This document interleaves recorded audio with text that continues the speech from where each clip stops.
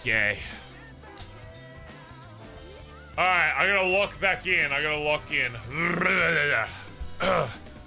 Alright, I'm playing Barry Benson. Angry leader was captured for weeks. I am angry. I'm a little bit angry.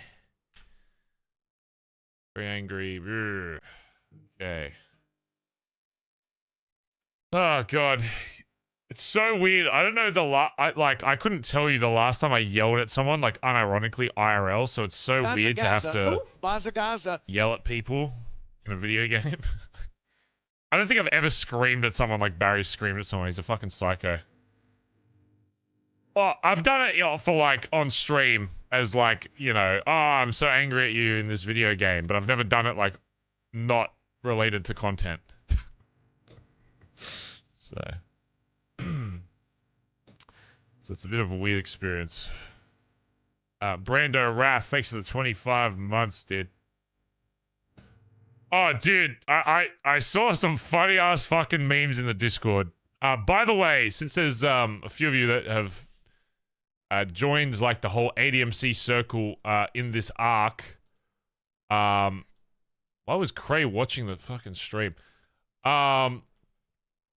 Exclamation Discord. There is a Discord if you are a little meta chat weirdo and are obsessed with like every single thing that happens. I think that Discord link still works. I'm gonna click it. I think it should work. Yeah, it does. If you click that, you can join the Discord. I think to be in the meta chat, which is like the most popular chat in the Discord by far, I think you have to have your Twitch enabled, maybe, or connected. Maybe I'm not sure. I don't really know how it works. And yeah, there's a bunch of like memes and stuff to get posted in there. Like this one. Hold on. Yeah, Twitch has to be linked. I think it's so if you're a fucking shitter, we can just ban your Twitch account, you know, so.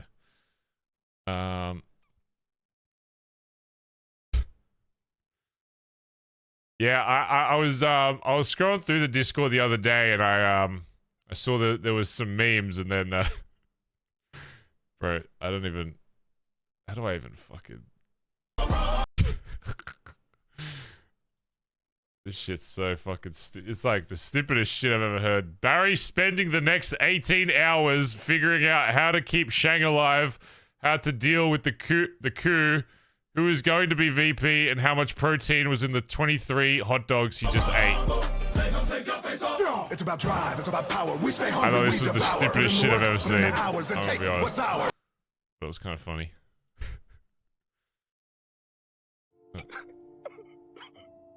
Yes, I still want to kill Sean. Oh, no. I don't know why they always make Barry so... I mean, that kind of was how it was, to be real. It's kind of... Yeah, then there was this one. Oh my gosh. What do I do? Okay, I didn't do... First of all, I didn't do that. This is an overreaction. The other stuff, you can maybe justify. This, that's not even close. I don't really know what this one means. Tally, I have never done anything wrong ever in my life. Barry, I know this and I love you. I don't think I've ever said that. I don't know what that even means. So... This one just says Finn building a fence. I don't even know the references to my own stream. Like, I don't even... What does this mean? You know, I don't know. It's just a photo of, I think, John Marston building a fence. I don't know. I don't know what this means. Why did I react to this? I don't even know what this means. I think I just reacted to all of them. I don't know what 24/7 insanity means.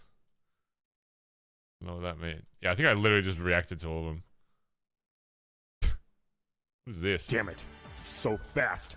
You must be laser focused in. The only thing on Haru's mind right now is this race. Life is like a hurricane. What's that? Here in Duckburg. Is that how Ziggy was when I was talking to him in character? Is that why? God, this guy's good. Meanwhile, I got no idea what I'm doing half the time. Oh, it's just... Oh, God. Why is Barry raising up Ed? Why is that? fuck is this? Oh, God, I can barely fucking read this one. You think one-on-ones are your ally, but you merely adopted one-on-one. I was born in it. Okay. To-do list. One-on-one with Cora. One-on-one with Shang. One-on-one with Sophie. One-on-one with Sean. Test new AK on Lovesick. One-on-one with BK. One-on-one with... Okay. So, if you like that stuff, you can... exclamation Discord. You can go to that. If that's something you like, you can do that. Fucking hell. Stay thanks for the 37 months. Haven't watched RP in a bit. Good to see Chad again. Oh, good to see Chad again. Oh, okay. That's cool. I'm here as well, guys. Thomas the Destroyer, Alex the 34 months, rather. Good to see Barry back. Keep doing great things, Baz. Yeah. Once this arc has... I mean, there's still so much shit we gotta do. Also, remind me before I end the stream today, I need to make Barry's little notepad, because I'm meant to be gathering information from every, like, club member, so... Remind me to do that. Alright, is it time to lock in? Time to lock in. God, I am a fucking... Okay, all this music sounds really old, but it's just nostalgic, okay? Is Barry still mad at his high command or disappointed? Yeah, of course. I mean, Barry doesn't want to fight. Barry didn't want to demote his high command and his fucking VP. If that's what you think. Barry just did it because he had to. In his mind, at least. I think if, in any leadership position, you need to remind people that your word means something. Otherwise, they'll just fucking walk all over you. If Barry didn't do something to high command after he said he would, then why the fuck would they ever listen to what Barry says in future? When it comes to, like, being punished or whatever, because they're like, Barry loves the club, he won't punish us. You know, it's like, sometimes you gotta lay down the fucking law. You know what I'm saying? Sometimes Barry the Benson has to lay down the fucking law, even if it's to people that he considers, you know, his closest in the fucking club, and his most important figures, because they're the fucking leaders of the club. You know? Otherwise, how is the rest of the club expected to follow shit?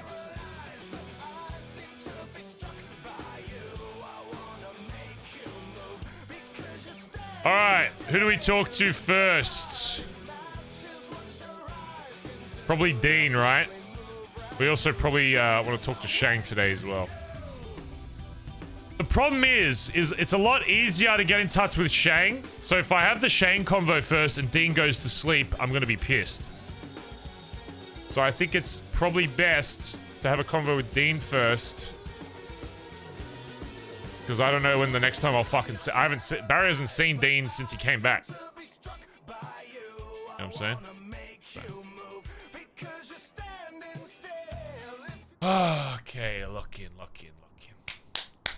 Ugh. Oh, fuck it up. Alright. Anita Wright, thanks for the gifted sub to Amper Sandrew. And Grey Knight, thanks for the 43 months. Bring back Blay la la la la. If that's the tongue, I fucking hate tongue emotes. Just so you know, I fucking despise your little gross little fucking tongues. I think that shit's so disgusting. No offense. I fucking hate those. I think that shit is rank. No, we'll not be bringing it back. Alright, get your fucking disgusting little tongue away from me. Alright,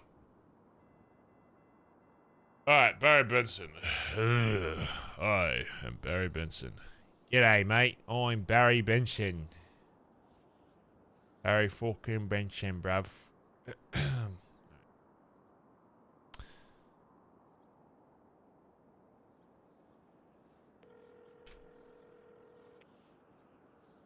Yellow. Meet me in the yard in 5 minutes. Sorry, the yard? Mm-hmm. Alright, be there.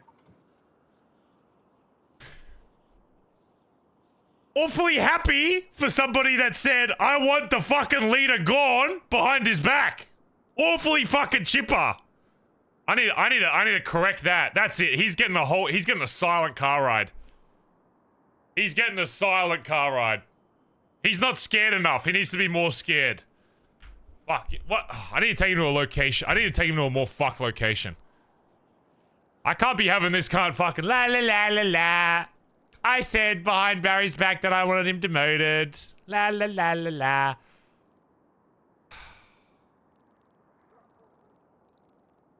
Where the fuck do I take this guy, huh?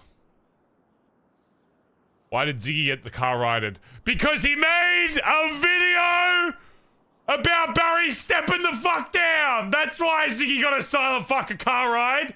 Are you fucking stupid?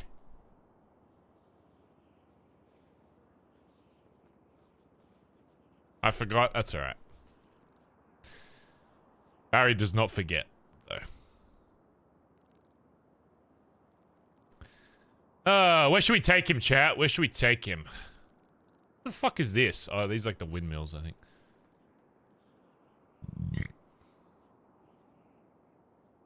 I don't even think a torture room even exists. Oh, you mean Barry's torture room? Oh god. I don't know. I feel like we should save that for someone. If I want to go, I mean, we could. That would scare the shit out of him, probably.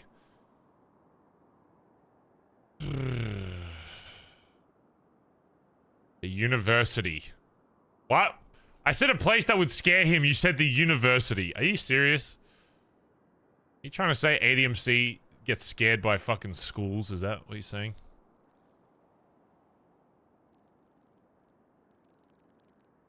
What about this thing? These like mines over here. It's kind of spooky, right? Let's do that. Go to the quarry. Alright, since we're not having a convo yet, I can do spooky, spooky music.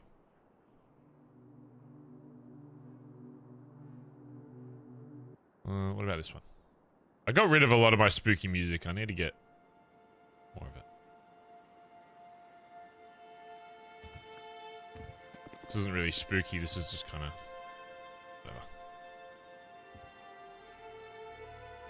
No.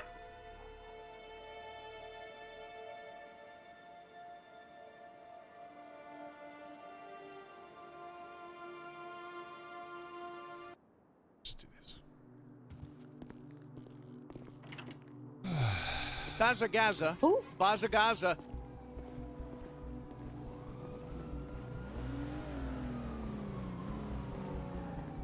Down thanks to the 71 months, dude. Appreciate it.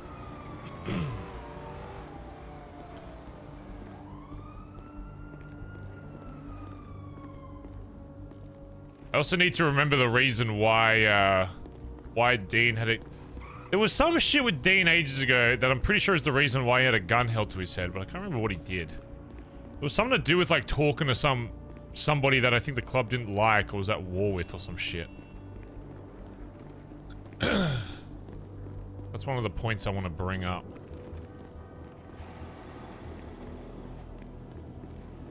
I mean, the only person to ask about that is Shang, but I don't know if I want to, maybe I have to.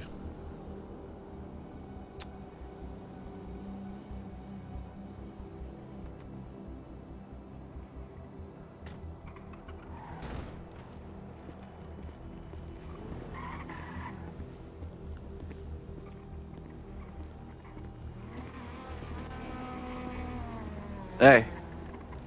What was the reason again for why Dean had a fucking gun held at him? Yeah, he lied to me. And I caught him out on it a couple times. What was it about? So he has a friend called Nate and Sneaky who have two personalities. And they had a SIM card taken from them by Ed, because they did some fuck shit to Finn. And then Dean called me, said, "What's the status of the SIM card?" I said, "I don't really know. Why? What's the problem?" He said, "He's just curious. Can he get it back?" I said, "What do you need it back for?" He says, "No reason in particular." I said, "Okay, so why are you asking?" He said, "Oh, it's no one else in particular. I said, okay. Later on, I find out it was in fact Nate or Sneaky, whichever one of them, that asked Dean to get it back on his behalf. This is from Nate and Sneaky who told me this. So then I said to Dean, what the fuck is the reason that she didn't tell me that? Because it's kind of important, because they shot down Sean, and Sean was in ICU for a bit. So I was like, what the fuck is, why'd you not tell me that? It's an intrinsic important piece of information. So then I said to Dean, how well do you know these guys? Like, because there's two people in one body. How do you know them? Or what's the story here? So he doesn't really know them, he just races with them. Then I find out from someone else that he lives together with them. So once again, I said to Dean, why the fuck would you not tell me that from the start? That's an important piece of information. If you live with the cunt. So then he says, I didn't know that they had split personalities, so I didn't know which one I was talking to. So I was like, oh, come on, dude. I want to believe you here, but please, you're telling me this while I'm busy talking to them, trying to get the full information from them, and they're telling me shit that you aren't telling me. What does that make us look like? And then finally, he said he had nothing to do with it. So I said to him, lie to me again, I'm gonna fucking put a bullet in your head. Because I was sick of dealing with it at that point.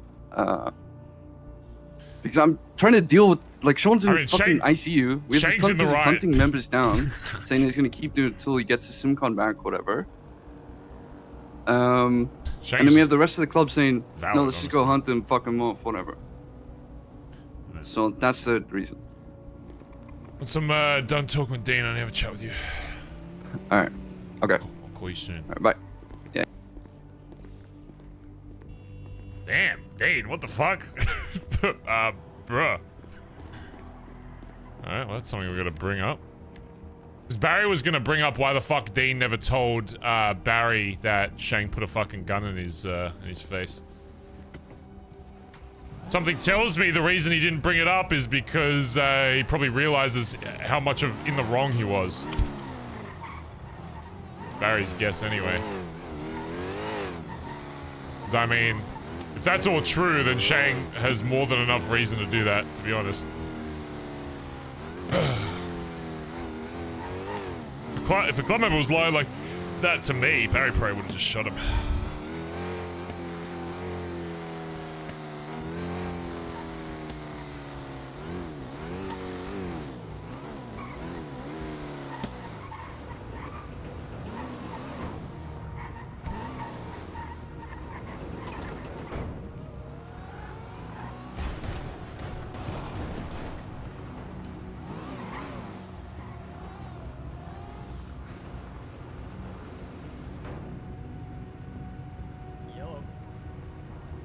Bro is actually yellowing me. There's no shot.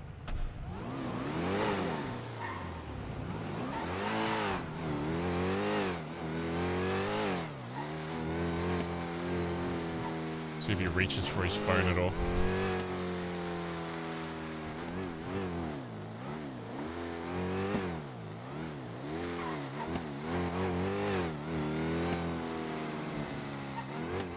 Don't answer that.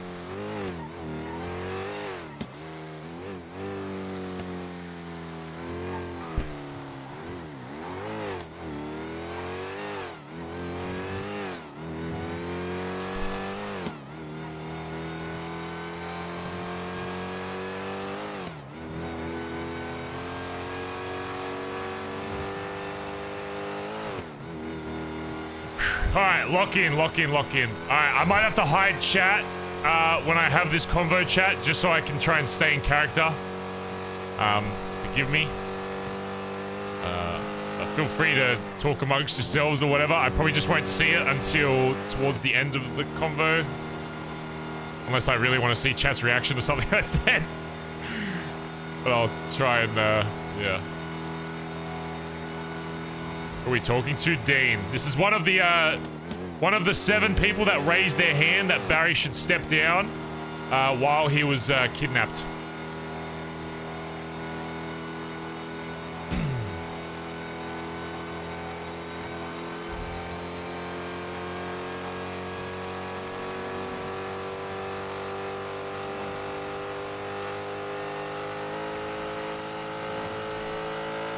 I don't know if Dean's ever had Angry Barry aimed at him before, so this will be interesting.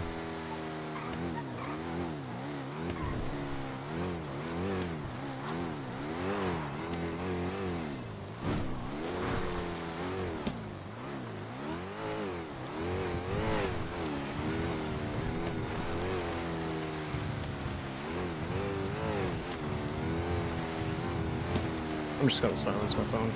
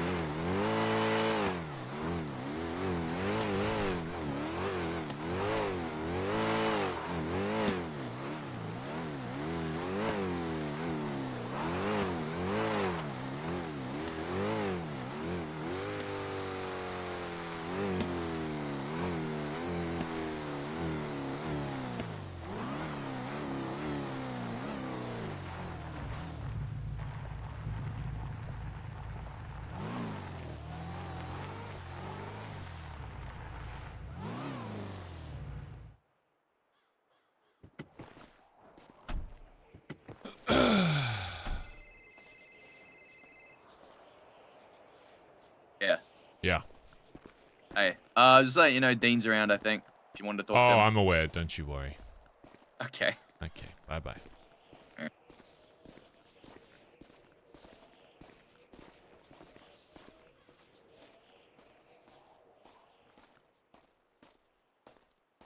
Go ahead and throw your piece in the back of my car there. You want me to put my radio in there too, or no? What's your gun? It's in there.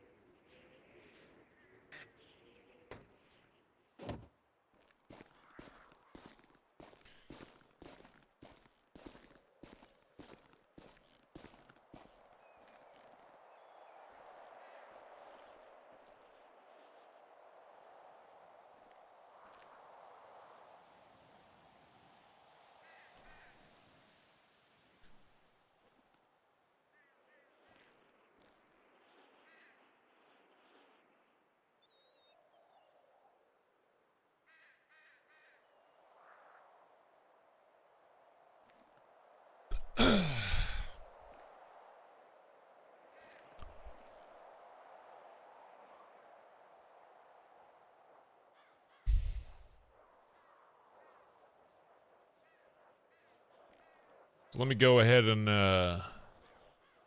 cut to the chase here.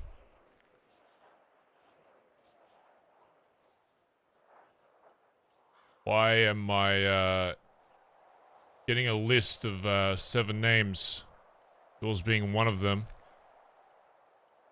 saying that this name correlates to a list of people that while I was gone voted to have me step down as the leader of my own club?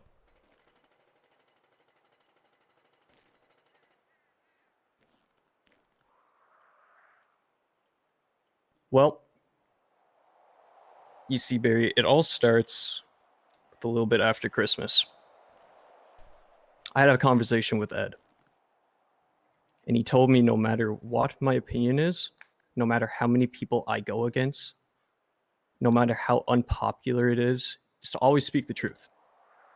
He said no matter who I'm talking to, be it high command, be it the PM, be it VP, be it anyone, to say what I'm fucking feeling instead of hiding what I'm feeling. Okay, good. So, when I was asked a simple question by high command, I answered the question that high command gave me. That's the simple answer of why I raised my hand then. The more complicated answer of why I believe you should step down, that goes back much further, Barry.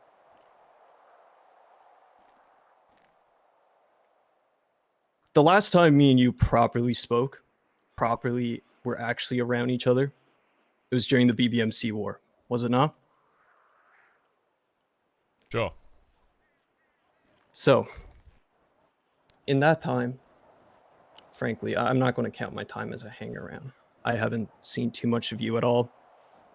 During the BBMC war is probably the first ever time I truly was introduced to you, shortly after I got patched by you.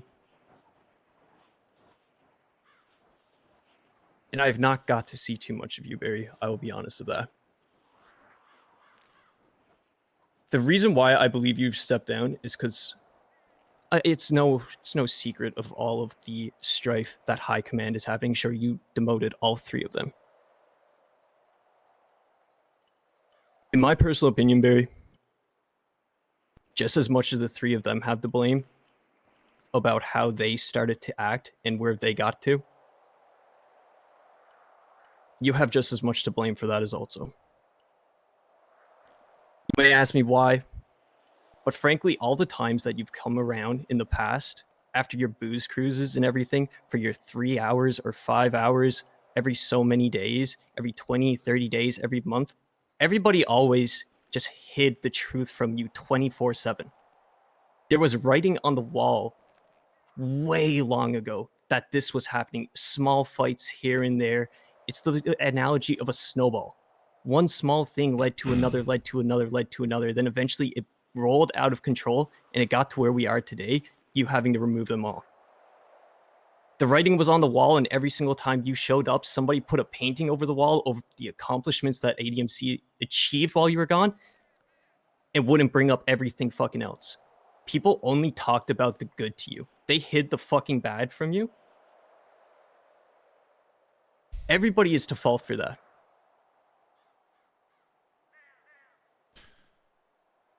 But by Barry, you not being around,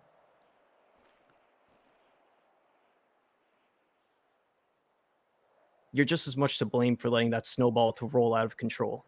Just as much is crazy. I know what you're thinking. I know you're probably thinking about shooting me in the head for fucking saying this, but it's the fucking truth.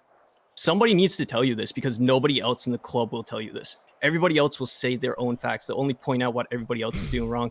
Nobody else will fucking say the honest to God truth.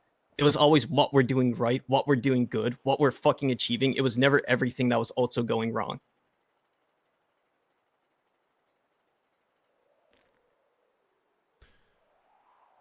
Why didn't you say anything? Barry, with all due respect, I haven't seen you since the BBMC war. How was I supposed to say something? What do you think a VP is? In your definition of what a VP is, like what? VP is supposed to be there when the PM isn't there. He's the one supposed to be leading. But from everything that I was told, from what it seems, the 3 of them could not stop bickering no matter what. If Sean said something, he would get pushed back. If Shang said something, he would get pushed back. If Ed said something, he would get pushed back. The 3 of them wanted to work together and wanted to all be in agreement. But the problem is, by them wanting to be in agreement, there was no final fucking word being said. Nobody was truly acting like the PM. And that's true. So how is it, well, you make some valid points, and I'm not here to sit here and say that, me being here wouldn't have solved a lot of shit, because I absolutely fucking would have. Because from what I've gathered from coming back in the short time that I have been, is how much of a lack of decision has been made over the last few months. How is it that I'm expected, if what you're saying is all these people knew about it, but not a single person either brought up to myself, High Command, or VP? Because I understand it's one point to say, well, Barry, I didn't see you around. But to say, oh, I didn't see Sean around, didn't see Edbert around, didn't see Shang around, didn't see anyone else from Command around to bring up these points, so it could get escalated to me. Because they all know, every single one of them knows that at any point, if they had even hinted that there was something like that going on, email me, text me, call me, whatever, I would have woken up to solve it. But as you said, and you're right in what you say, that every single time I woke up, I was handed peaches and fucking roses and that everything was going well. And sure, in my experience, I guess I should know at this point that not everything is going to be perfect in an MC, and when people tell me that everything is good, it's most likely going to be a lie. But forgive me for wanting to trust the people I put into those leadership positions to have the fucking balls to tell me if something's wrong. So yes, while I will sit here and say that yes, I should have been around more, to say that I'm equally to blame as people that knew this shit was going on and for whatever reason refused to say anything about it, I won't sit there. The one thing I'll tell you about myself, Dean, is that when I got a fucking problem, I bring it to people's face. And I have a lot of problems with a lot of fucking people in this club at the moment. And as you've seen already, the second I came back, before I even got to my fucking bed, after I'd just been held in a fucking shithole for 8 fucking weeks, and had sunlight on my fucking skin for 8 fucking weeks, the first thing I fucking did was make a decision to remove all 3 of them from command, because it's clear that those 3 have fucking problems, and that was the one thing I was finally fucking given before all this shit fucking went down 8 weeks ago. It was the first time that I actually got introduced to an actual problem. The amount of time I had to spend on those previous fucking days having conversations with those 3 where they wouldn't even give me a proper fucking answer until the last fucking day about what their true feelings were for each other. It's not as simple as, oh, leaders around, make decision on this, whatever, everything's done, sorted, whatever. If people aren't telling me there's a problem, I'm not a fucking, I'm not a mind reader. I'm not a fucking magician, you know, I can't solve problems that aren't given to me. So yes, I will take fault for not being around and not seeing it for myself, because yeah, if I was around more, I could have seen these problems myself. But to say that me having trust in not even just my leadership, but any of my members, to when they have a problem, to find a way to bring it up to me, because I can maybe sympathize that you know, some patch members don't want to come straight to me with shit. But then that honestly isn't enough of a fucking excuse if there's a big enough fucking problem to just say, well, if I can't go to Barry directly in the fucking few hours he's awake or whatever, I guess it's not a problem worth solving.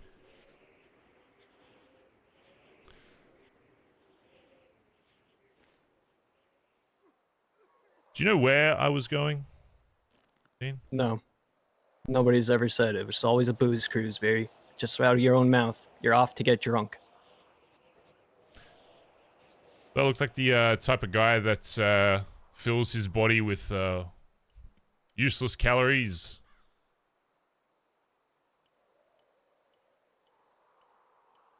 You know, beer's full of fucking carbohydrates, right? Yeah. You know why people get a fucking beer gut when they drink a bunch of beer, right? Goes straight to it. I wasn't going on a booze fucking cruise, as I'm sure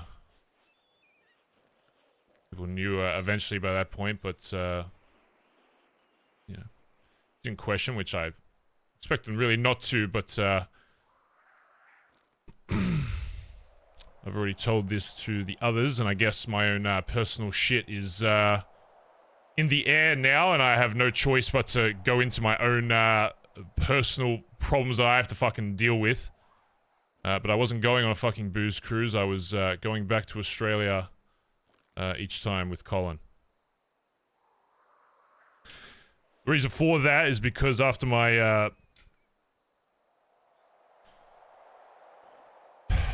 fucking son was killed by another member of this fucking club, well, albeit indirectly, still Solomon was obviously the cause for why the fuck this happened. And the fact that he had an opportunity to do something about it, I think still kind of fucking annoys me to this day, but whatever, I dealt with that. I figured, you know,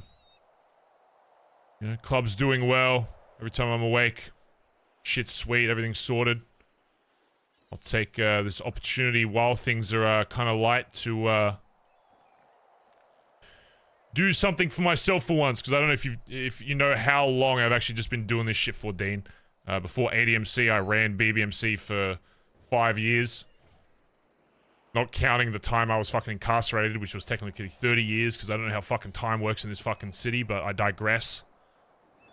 A long fucking time. And in those fucking years that I was a part of BBMC and ran the club eventually, I never really did anything for myself. Every single moment of my time in the city was surrounded by my club. So, outside of maybe a few conversations that I'd have with a friend or my sis or whatever in the city, every other fucking moment I was wearing my fucking cut. I'm doing jobs, I'm making money, I'm running Oxy 8 hours a fucking day for weeks and weeks and weeks when this, when the old city first opened up. And that was all because it was needed. It was all because, if I didn't do that and everyone in the club didn't, put absolutely fucking everything into it, it would just fall. And I knew, when I first, brought ADMC into this world and, figured out who I wanted helping lead this club, that I knew there was going to be a lot of the same issues I'd have to go through. In fact, it was my first time actually making a club for myself. The BBMC name was obviously something I was brought into. But I can tell you, creating a club is very different from taking over a club that already has established values and looks and appearances. The amount of stress I went through every single day when I woke up, when I first came back to this city, of 20 former fucking club members calling me every single fucking second about what the fuck they should do, looking at me like I was still their fucking leader, even after fucking BBMC got recode. I didn't even have a chance to do anything for myself. It felt like this. The second I came back, I was immediately forced into the same fucking person I was before the 5 years of the city being shut down because of the shit that happened in Sanguine. But I realized that there was a reason why they were looking at me that way, and I was probably one of the only people that could actually help them achieve what they wanted to. So I said, fuck it, you know, I guess I've still got some shit deep down that I want to get involved in again as well, and I guess, I don't know. Maybe I realized that's be a waste of effort to just sit there and just fucking make money doing fucking security work or whatever, so I made the decision to fucking run it back. And in all that time, the thing that fucked with me the most is it felt like I was back to square one in BBMC, where every single day, I kid you not, I think for the first couple weeks, every single day, I was either on the way to doing something or I was on a phone call with a previous member asking me about club and MC. Oh, we getting the gang back together, we're doing this, we're doing that, explaining that 30 times fucking over. It drained the fuck out of me. I'll just be completely honest with you. There was a lot of times during that where I really questioned, like, man, is this really something I want to throw myself back into? And to this day, you know, maybe I'll never really know the full reason or reasons, because there's a lot of different reasons why this came to fruition. But ultimately, I thought it was the right thing to do, and well, months and months later, I was extremely proud of what not just what I had built, but what everyone collectively had fucking put their hard work and effort towards building something new. Again, because it's easy to build off of something that's already created, but to establish something completely new and to develop the name that ADMC now has in the fucking city, people didn't think it'd be possible. I mean, for fuck's sake, Dundee tried to redo BBMC, which was already an established name, and failed after a couple months. We were doing something completely new, and somehow, against all fucking odds, still got to the point where we're at.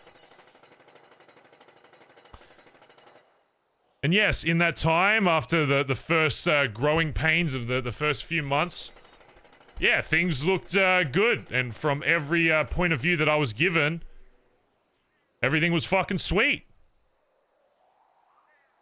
Was it naive of me to think that maybe things were a little too good? Of course. Again, I'm not here to pull blame off myself.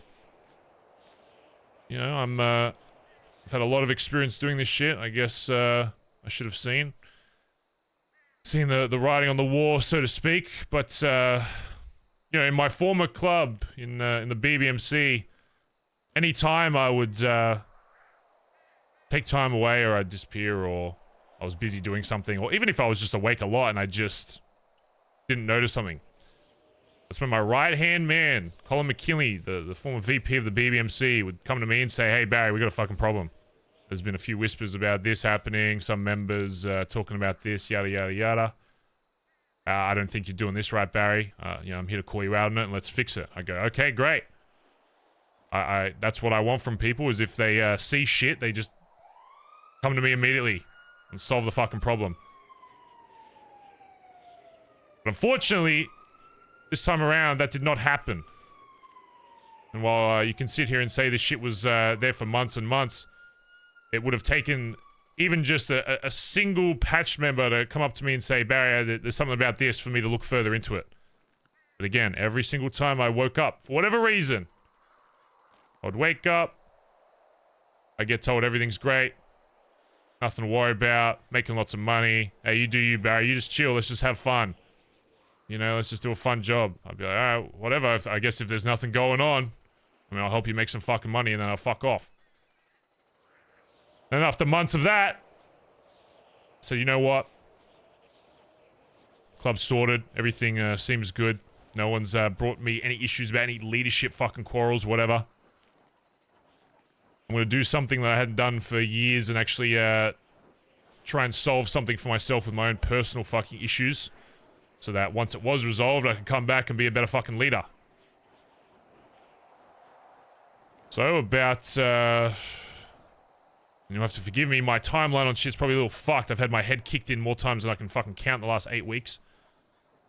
But I'd say around 8 to 10 months ago, probably shortly after TJ's fucking passing, I realized that, I've only got one other family member in this fucking world that I know of. That would be my son back in fucking Oz, and I said, you know what, I'm gonna take some time to track him down and see if I can't rekindle this relationship in any way. Because me and him aren't exactly on the best of terms. So there'd be a couple times where it started out just being a day or so, a couple days, be a week if needed. There was no real plan with it each time. It was... The hardest thing was just tracking down the little fucker. And it resulted sometimes me just be gone for a day, sometimes a week. Eventually there were a few points where it would be a month where we'd be searching because we'd get super fucking close to actually tracking him down, and then shit would happen. And... But I'd always come back. I'd always come back whenever a certain amount of time would pass. And I realized, you know, while I want to solve this, I can't completely just disappear from the fucking club.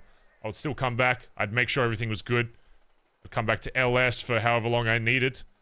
If there was a problem, I wouldn't leave until it was solved. But every time I came back, I won't lie, it wasn't all good. There were a few times where a few small problems were brought up. But nothing I couldn't solve within a day or two. And then once that was done, I'd check in with everyone, see what's good, and then they'd tell me the same thing. Everything's great. So I'd go back and continue to try and solve my own personal shit. Thinking the entire time, you know, that the club was exceeding my expectations on how well they could do without a leader. Or, at the very least, if not that, then the current VP must be doing a good job at leading them while I'm gone. Which, from what I've heard recently, is most certainly not the case. So after all that, comes back to the final meeting before we fucking before I go back for the last time. I give them this ultimatum. I tell them I'll be back in 6 days, and I promise you, when I say I'll be back in 6 days, I'm gonna be back in fucking 6 days. I got a hit on where this fucking kid would be, and I won't bore you with all the details. If you want to find out, I'm sure there's a bunch of people in this club that know the full fucking story now, but... The last day before I was due back, I got my fucking back of my head fucking kicked in by these Ligara cunts, and I was held in captivity for the following 8 weeks after that, which I can assure you felt a lot fucking longer than 8 fucking weeks. And every single day, I'm sitting in a various amount of fucking rooms. It's not a single place. every single day I got these random fucking cunts laughing in my face, telling me no one's coming to fucking get me, no one knows where I am, what I'm fucking doing, whatever. Which I knew was true, somewhat. So I had told the club I'd been on a booze cruise and not a single person had even really questioned about it.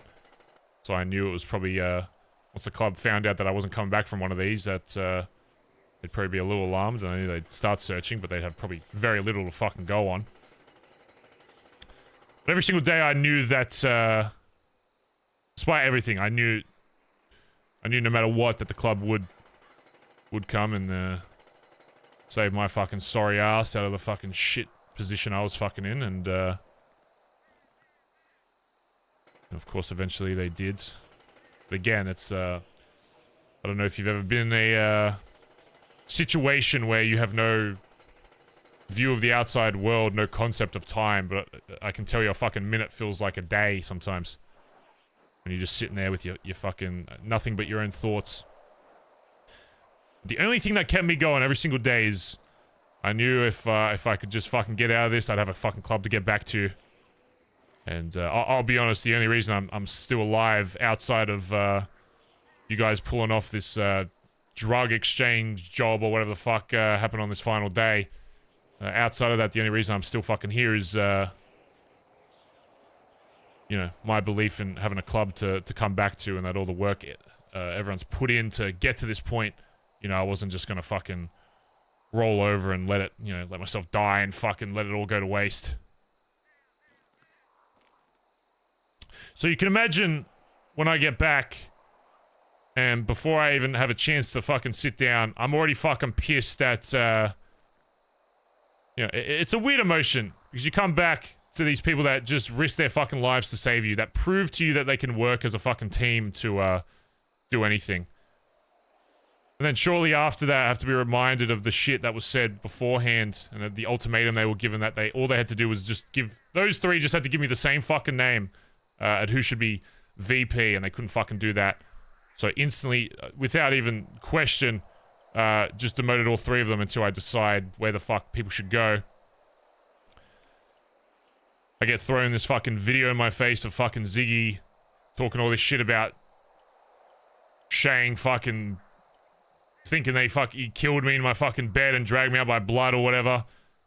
And then, which I'm not even gonna fucking go into. That's Shang saying he wants to address whatever. But then, the end of this video, seeing him stare straight into the fucking camera saying I should step the fuck down.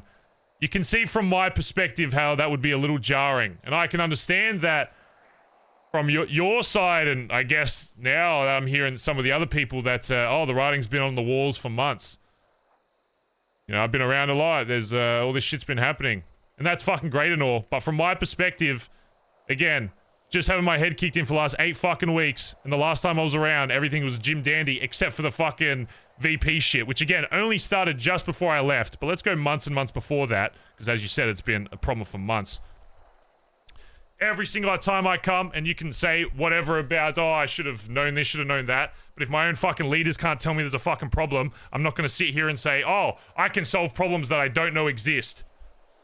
So when I come back, and there's a fucking video of this dickhead fucking saying I should step the fuck down, when even when I was around, I barely fucking saw the cunt, right? And then I get told by fucking Edbert that he's got a list of 7 fucking names of people raising their fucking hand. Saying that after everything I just fucking sat through, the shit that I had to put myself through fucking mentally to get back to this point, that I've got 7 fucking people saying I should step the fuck down for the reasons that I haven't even fully fucking grasped. Because the second I spoke to Ziggy, he basically said, oh, I didn't have the context, changed his mind instantly. He brought up some similar points to you that, yes, he agreed that a lot of these problems would have been fucking solved if I was around, which I fucking agree.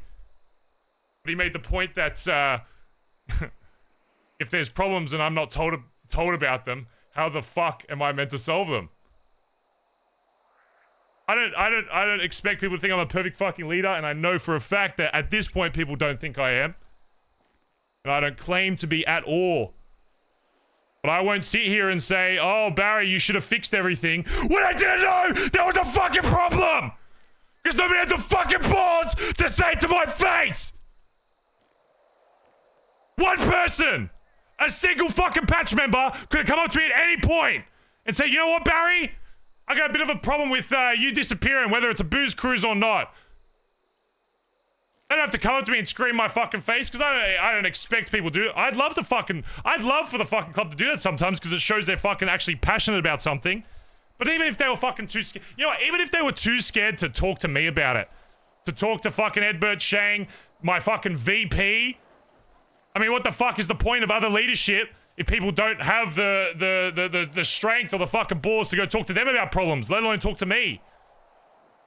I don't know what I've broadcasted this club, but at no point have I ever, in my entire history of running fucking MCs or even being a part of MCs, have I ever tried to insinuate that if there's a problem that you shouldn't fucking tell me about it. I have screamed and yelled and gone off at my my command and high command and VP more than anybody. Because why? Because when they have a fucking problem, I expect them to fucking tell me about it. And I don't expect them just to tell me about it and just, that's it. I expect them to come to me with a problem and a fucking solution they have. Right? And that's when we'll talk about it, and that's when I'll give my fucking opinion, and that's when we'll figure out an actual fucking answer to it. Because it's one thing to bring up a problem with a club, but to just bring up a problem and then not take that extra step or that extra effort to actually solving it means fuck all. If anything, to me, that just says you don't actually care about solving the fucking problem. You just want to cause shit in my fucking club. So yes, while I agree with you, if I was here more, absolutely I should have fucking been here more. You know what? I shouldn't have kept my own personal business to myself. I should have just been open with the club. I didn't want to tell this fucking club I even had a fucking son. You know why? Because I didn't want them getting fucking involved in whatever dog shit that stupid cunt was getting himself involved in back in Oz. And fuck me, yes, I was fucking stupid for thinking that it wasn't gonna result in me getting in some kind of shit and then obviously involving the fucking club. Yes, that's fucking on me. That's on me for expecting myself to not get fucking kidnapped by some random Lagara cunts while I'm over there and then having that fucking club save my ass. Yes, and I've apologized profusely for the people that risked their fucking lives to save me on that job a fucking few days ago, whatever. But I won't sit here and take criticism for not solving problems that I didn't know fucking existed. That's one thing I will not do. I'll sit here and you can say, you know what, Barry, I don't agree with how you lead this. I don't agree with your decision on this. I don't agree with how you run your MC, whatever. Great. I'm more than happy to have a conversation about that. Because at least then, I know that whoever's bringing this up, like yourself here, has the fucking balls to actually fucking say it to my face. But when I come back, from my perspective, again, this whole fucking universe is about perspective. When I come back, I've had zero fucking people saying anything to me that there's anything other than small problems outside of the leadership shit, yet which, yes, I did know about on the final day before I left for Oz. That was the one problem I finally fucking knew about after hours and hours of conversations before that meeting, by the way, to actually get that. I had to sit there and fucking yell at Ebert and Shang to actually fucking tell me what the problem was with Sean and vice versa. I finally got that, so I took steps immediately to fucking solve it. And yes, did I bring up in an awkward way in the fucking meeting, getting people to raise their fucking hand? Abso-fucking-lutely I did. Do you know why I fucking did that? To give people an opportunity, if in that meeting they had a problem with Sean, Edbert, or Shang in those positions, to raise their fucking hand. Did a single fucking person raise their fucking hand?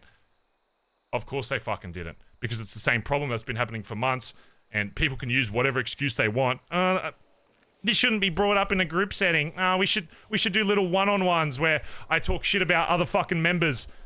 I don't want to bring it up in a group meeting. The reason why I ask people to raise their fucking hand, because if you have a problem, you shouldn't be scared to fucking say it, however many people there are. And not a single person raised their fucking hand saying, oh, I don't agree with Sean being VP. I don't agree with Shang or Edbert being high command. Yet the second I come back and I ask the same fucking question, I think every single person I've spoken to says, oh, Sean shouldn't be VP. Every single fucking person. Yet not a single person raised it then. But then also they'll come back and say, well, it's been a problem that's been happening for months. So then why the fuck did no one say anything? So when I come back, and after all this shit, I've got a list of 7, potentially 8 fucking names, saying, you know what the cause is? Barry. Let's get Barry to step the fuck down. I get a little fucking pissed about it. Because why? Because from my perspective, I've had no idea what the fuck any of this is about, and I've been completely fucking blindsided. And it's not just a question of, oh, should we bring this up to Barry? This is a vote to, oh, should we bring this up to Barry? What Edbert told me that he said, he asked the fucking club, raise your hand as of right now if you think Barry should step down. That was the question that was fucking posed, and those 7 fucking people raised their fucking hand. And I understand, I'm probably going to talk to half these people, and knowing the fucking context they have now, they'll probably change their fucking mind. But that doesn't change the point that that was not the fucking right way to do that shit. You know what was? Talking to me at any point in those 10 fucking months leading up to that, and saying, Barry, I got a problem. You haven't been around much. It's affecting how I see you as a leader. What can we do to solve it? Do you know what I would have fucking done? Do you know what I would have done, Dean? You would have fucking addressed it? I would have fucking solved it!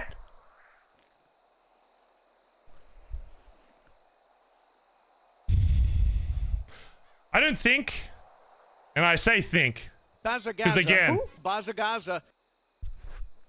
I'm still trying to absorb a lot of information, and again, the reason why you're here was intended for me to fucking yap the whole fucking time, and I understand that, but that just kind of happens when I have to explain myself for shit.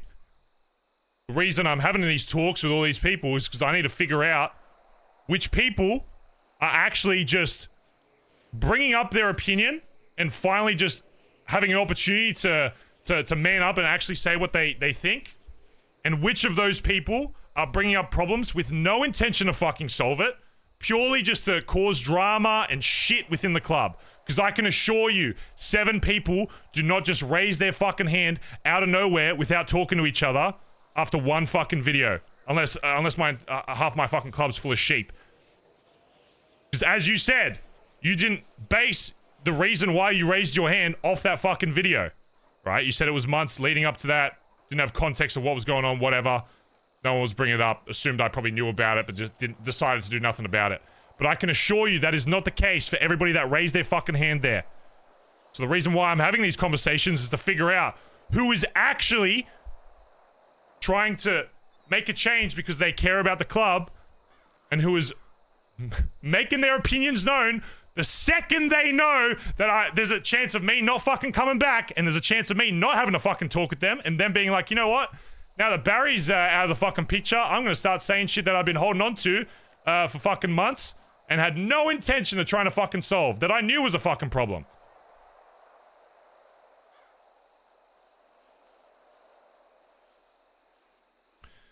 Because I can promise you, from what I've seen and from what I've heard, not every person that has given their opinion on the current states of leadership in this club is doing so with the right intention. I can promise you that after all this is said and done, this club will not be the same fucking size. It might be one person, it might be 2 people, it might be every single fucking person that raised their hand. That's what I'm gonna figure out, and that's why I'm here to talk to every single fucking person in this club.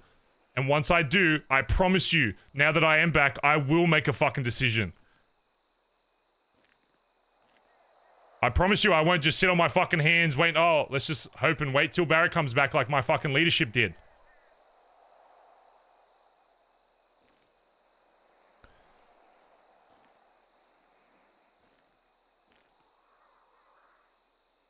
Now, I have to ask you something. Is your opinion that you had during that meeting, and I'm talking specifically about the leadership of this club, is it still the same?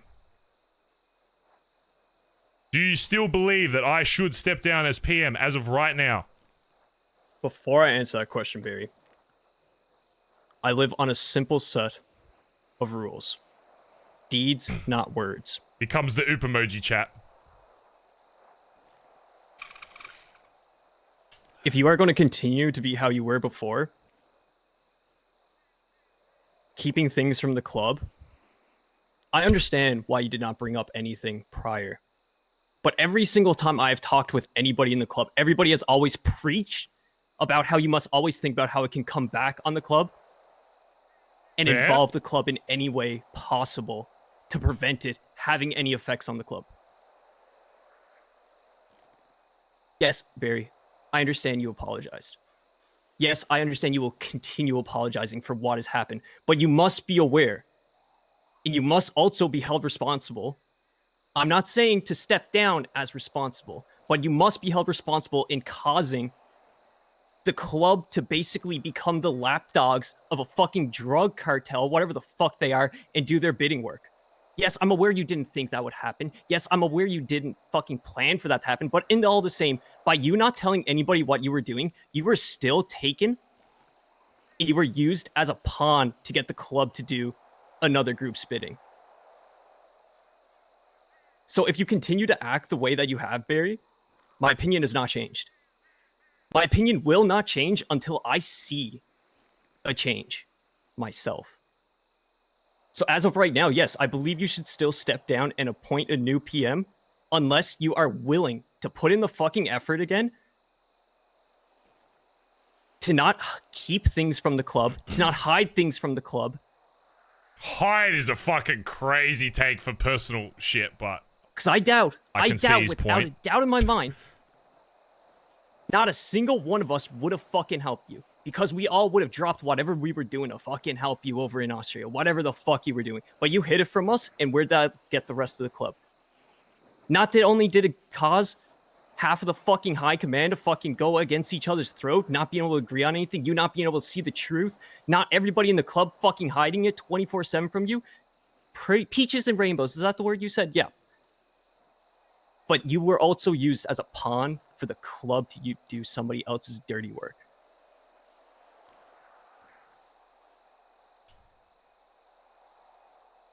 All right. So unless you can look me and the rest of the club in the eyes and say you will be here, you will be present, yes, I believe you should still step down. I'm not changing my mind on that until you can show me otherwise. A lot of people view you in high regard, Barry, and I'm not questioning what you have done in the past to fucking garner that. I'm questioning the future. Everybody looks at you, Barry, through rose-colored glasses. Maybe that's my fucking fault for not being around and not seeing what you have done in the past. But like I said, I joined the club way after. I don't know the Barry of old. I don't know who the fuck you are, really. All I know is what I've seen as of right now and words of people. So yes, my opinion has not changed. All right, who steps up then? Dude, That's a question for you. No. If your opinion has not changed, the question I asked you was, as of right now, should I step down? All right. What if I say to you right now? All right, I'm going to trust Dean. I'm going to step down right now, literally. I'm going to go back and tell them I'm going to step down. Who steps up? Who becomes PM? That's the worst part, Barry. I don't have that answer. You don't have a name. That's not my responsibility. Barry, that's not my responsibility as a You've had a chance to talk. This is my chance to talk. And then you respond. You are saying that your opinion is still the exact same, that you want me to step down as of right now. All right, I've just stepped down. Who's taking that place? No one. So you would rather have a club have no fucking leader as of right now. You'd rather just them have 5 fucking command and just see what happens. Especially with what's going on right now.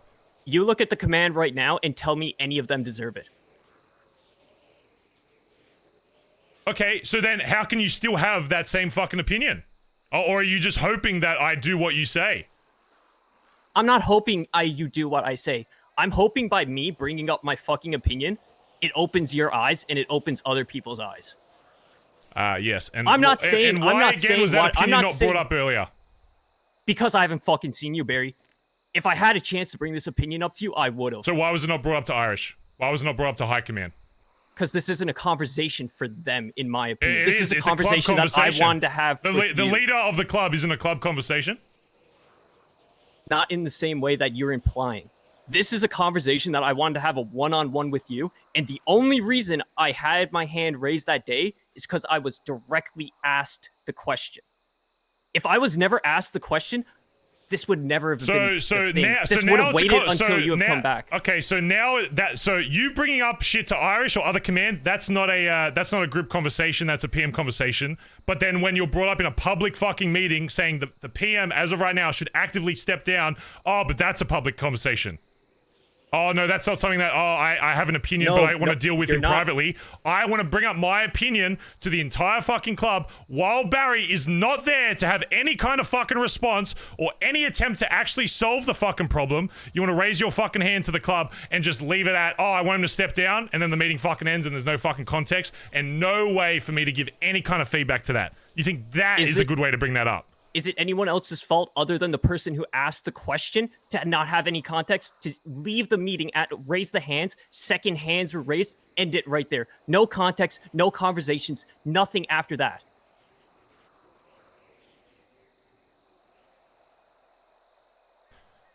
The question still remains, and your answer clearly has stayed the same. So I've got the context now. It's irrelevant. Now, you've just said your opinion is still the same. So now I'm asking you, who the fuck steps up?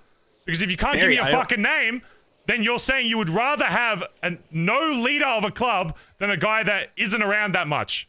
That's what you're saying. As of right now, yes, to me. Barry, that is my answer to my question. We need a leader. We need somebody to step up. Who will step up? I don't have that fucking answer for you. I wish I had that answer for you, but you want to know what's the best part about being a patch and not the PM? These aren't my decisions, Barry. It's not my decision who runs the club. It's not my decision, because at the end of the day, so then why did you raise your your fucking hand? Decision. Because it's an opinionated. It's not a that fucking wasn't an opinion. vote. He asked you. It wasn't a vote. It wasn't a vote? No. So Ed will say the same thing to that, right?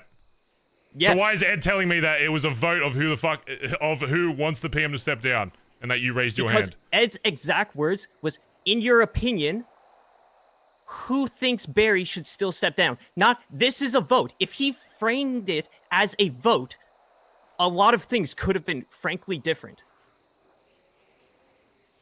So what if I came back, I see that, I don't talk to you, and I just listen? You know what, there's 7 people, that's enough for me. Nowhere near the fucking majority of the club, but 7 people, one of which is a fucking prospect, first of all. I don't know why a prospect even thinks raising their hand in that kind of situation, regardless of their fucking opinion, even fucking matters. So let's say 6. So now there are 6 people raising their fucking hand. I see that, I go, you know what, no one's giving me any other context to that. I come back, I'm going to step down because 6 people in the fucking club raise their hand. Then what? Why did people allow that meeting to end without giving context, knowing that that's how I was going to fucking see that? You're telling me if you disappeared for 8 fucking weeks and you came back and you had people saying, I want this person fucking gone, that you wouldn't feel some type of way about that? Ask the one who was hosting the meeting why he let it end on that. Why he ended it the second the votes were cast. I don't think that's good enough. Instead of a context and instead of having a conversation and fucking voicing why people raise their hands, ask the person who asked the people to raise the hands and then ended it the second he counted the hands. Did you know those 6 other people would raise their hand? No, I did not. I cannot speak for why anybody else would raise their hands. I can only speak for myself. So you haven't spoken to any of those other people about this? No. In the context of even the video, I didn't even know the fucking video was being made. What about Sean? The guy who's meant to be acting PM while I'm gone. You didn't have any conversation with him about this? No, I did not. And how do you feel about how your former VP has been during all of this? Because as I said, when I'm not around, the whole point of a VP is to be acting PM while I'm gone.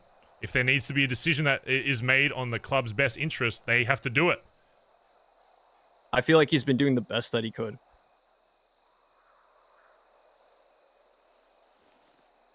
And what is that? Is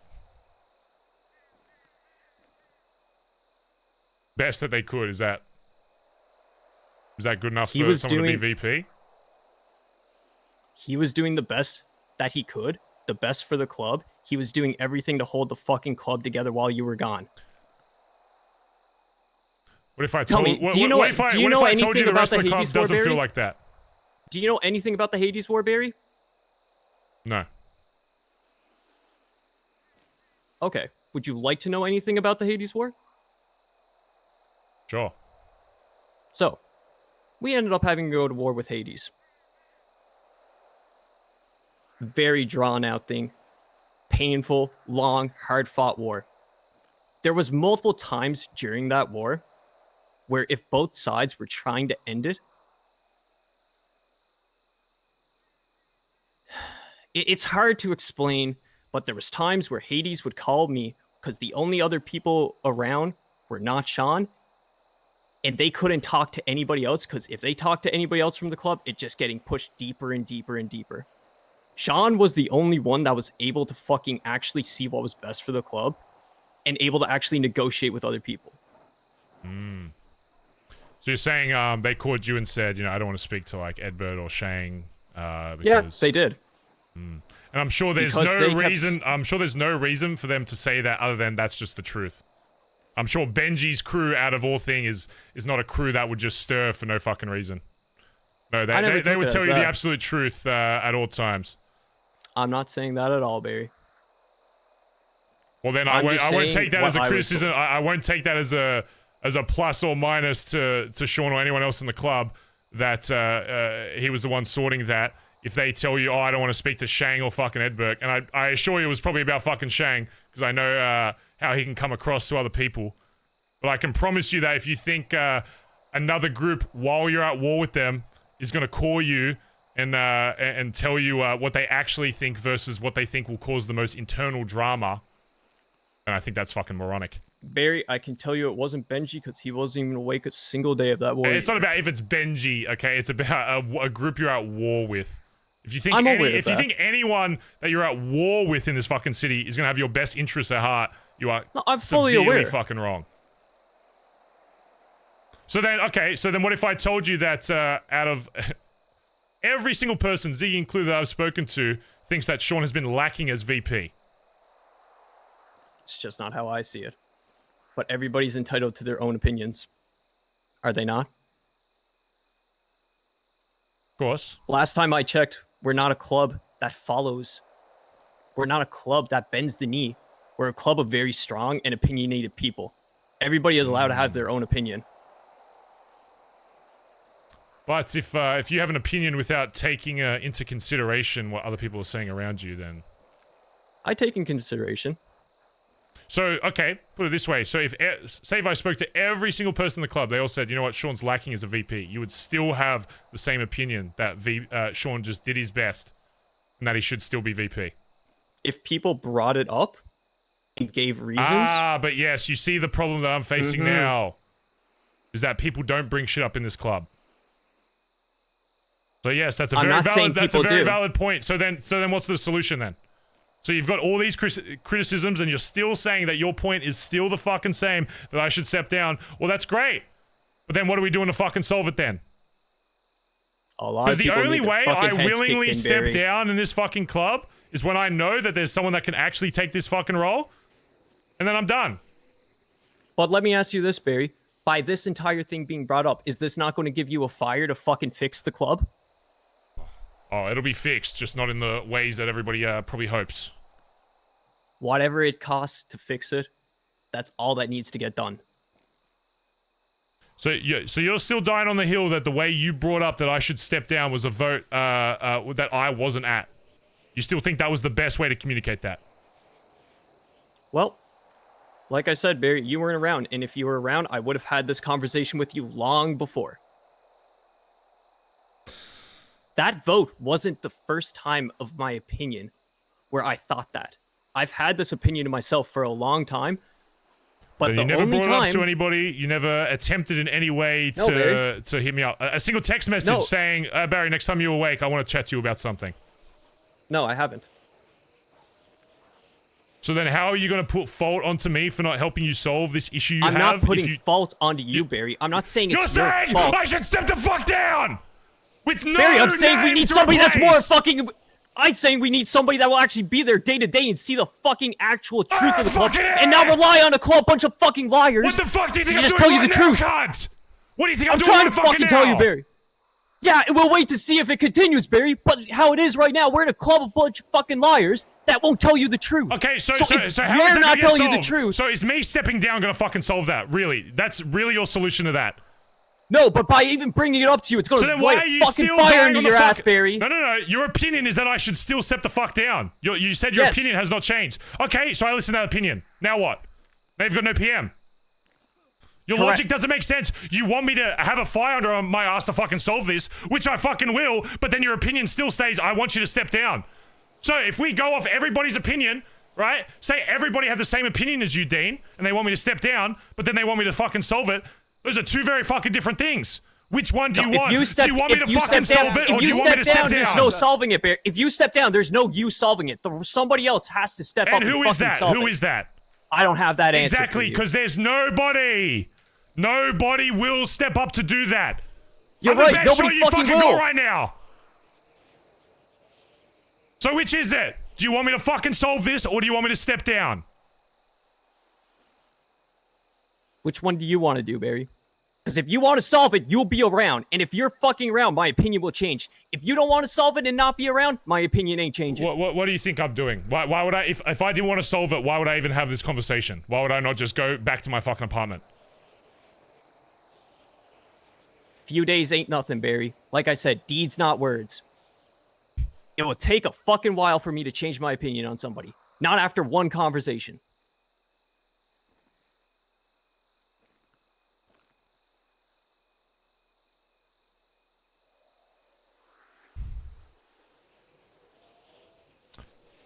Keep bringing up being around and a day doesn't mean anything. What is your definition of being around?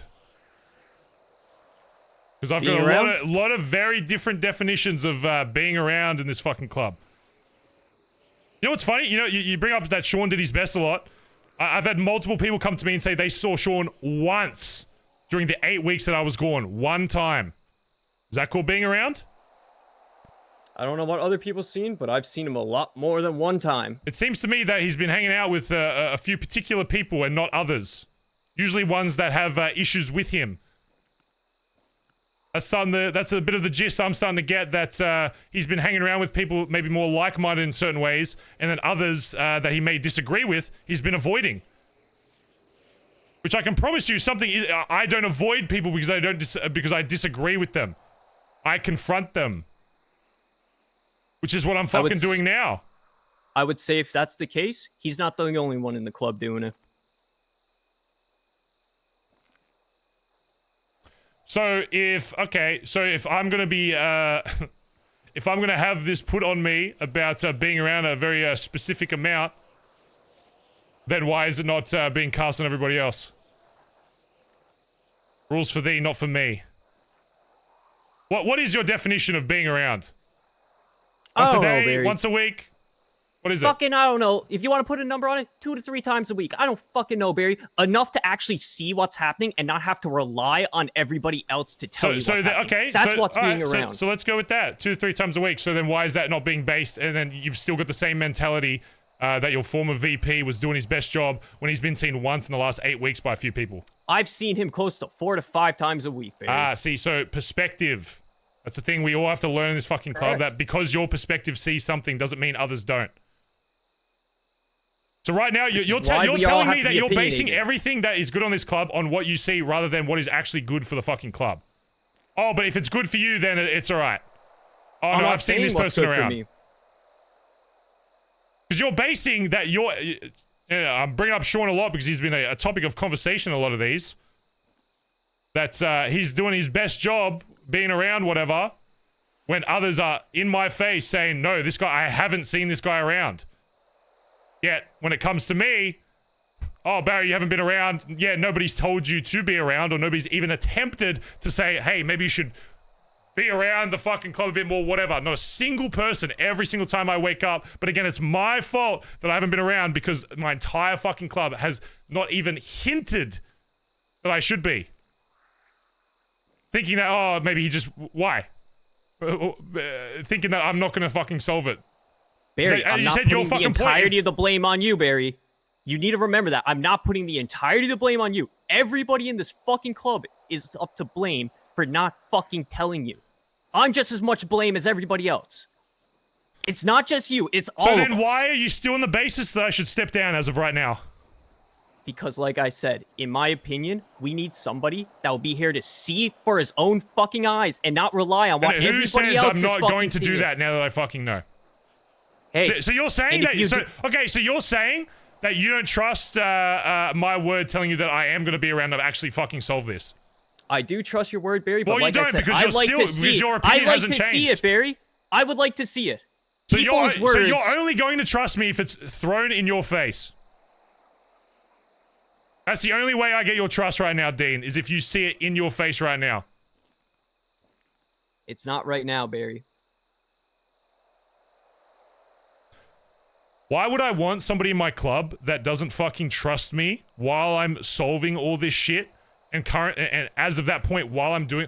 I don't understand how you see my problem with me having you sitting in my club, wearing my fucking patch, having my handprint on your fucking back, saying to my face that you want me to step down, but also wanting somebody to solve this for the fucking club. I don't understand how you don't see that as a fucking problem.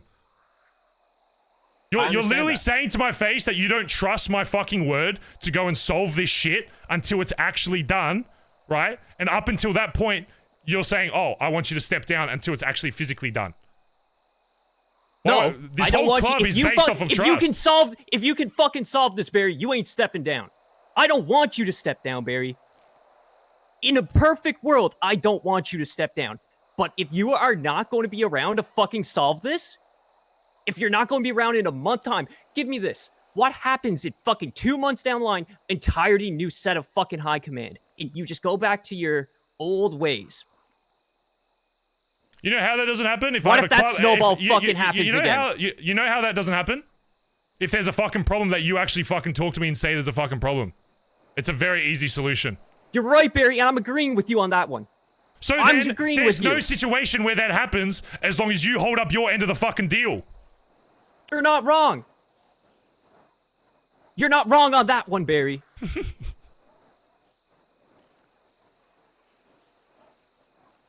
So then promise me you'll fucking do that. Promise me right now if there's a fucking issue you actually say to my fucking face, or at the very least communicate with someone. Promise me you'll be around so I can fucking talk to you. I'm here, aren't I? You're here right now, Barry. What about a month's time? I've already told you in this conversation that I'm not going anywhere until this is all solved, and I promise you this club will not be the same once it's done. And I hope people are actually ready for that. You're not going anywhere until it's solved. That's sure as fucking hell. What about after it's solved, Barry? That's my question. I don't have any doubt you'll fucking solve this. But what about the rest of the time after it's solved? If you think I have any reason to go back to Australia at this point, you are very wrong. The reason being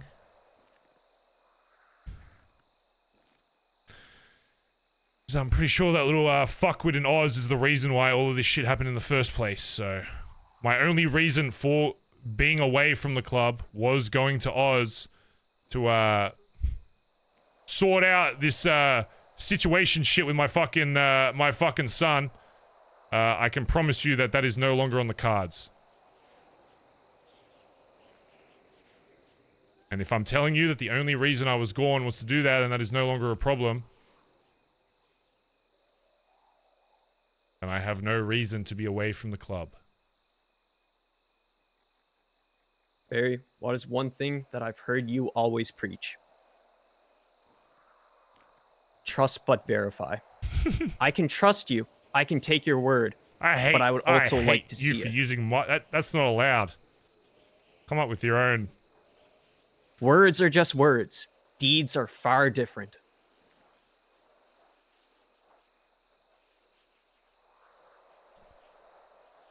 Well, the unfortunate reality is if you want me to actually fix this, then I need you... I need you, if it goes to a vote that I should step down, say tomorrow, goes to a club vote, that I should step down. If you're going to raise that hand, then you are going to stop me from giving me an opportunity to prove that then. If it goes to a vote tomorrow, after having this conversation,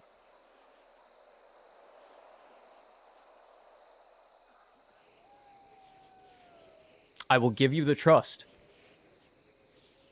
But I want to see it also, Barry, because the moment you step down, or the moment you start lacking, or the moment that trust that I'm giving you, I'm unable to verify it, I will raise that hand again and have this exact same fucking conversation over and over and over again.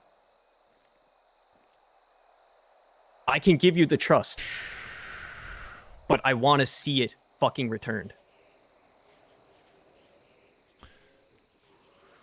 And what if it gets determined that there are other people in this club that aren't looking for that opportunity, but they're looking for a more permanent solution to me, even after these conversations? I can't speak for anybody else in the club. No, well, what do you think should happen to them? You would want someone in this club that doesn't trust their leader and doesn't give their leader an opportunity to fix this fucking shit that I've been left with? I would like to hear their reasons. I would like to hear if they had a fucking conversation instead of what happened at the meeting, where the second you raise your hand, you're automatically fucking all looped into the exact same. Without anybody talking to you, the second that hand was raised, we were all painted with the same fucking brush. I've been avoided ever since my fucking hand has been raised by almost 90% of the fucking club. The only people that would talk to me is the people that raised their hands, Blue, Theo, and Finn. Everybody else in the club fucking shunned me like the black sheep that I fucking was.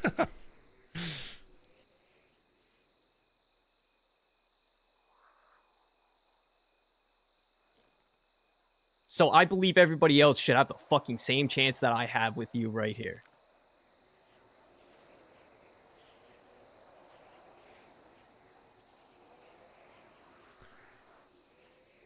I'll tell you one thing, if a vote ever is done about myself and my position in this club that devalues what I've done for this club behind my back again, there won't be a conversation. If you want to give an opinion, you give it to my face and you say, you know what, if it's about Barry and Barry's not here, then get him awake right the fuck now and I'll talk to him in person. But if I ever hear of people voting behind my back while I'm in a fucking hole somewhere, let me put it this way: if this club was, if I had left off from the previous city and hadn't kind of reset myself in this new city, there would be no conversation. You'd all be marked as traitors and you would have all been shot. Regardless if that's right or wrong, it would have been the quickest and easiest solution. But I can promise you that after I have these conversations with people and I tell them that if they refuse to say, give problems to my face, I don't care if they're right or wrong, they will just be removed. So that's all well and good, but the same goes for you. If in future you have an opinion, it's not going to be good enough to say, when I am around, it's not going to be good enough to say, oh, you weren't around to say anything, so I held it to myself. So while you might have this expectation of me being around, the same is going to go for you. If there's a single problem in future that I find about, and you left it out, I'm going to have a severe fucking problem with that. It goes for anybody in this club. I wouldn't expect any less. Why did you never bring up the Shang shit?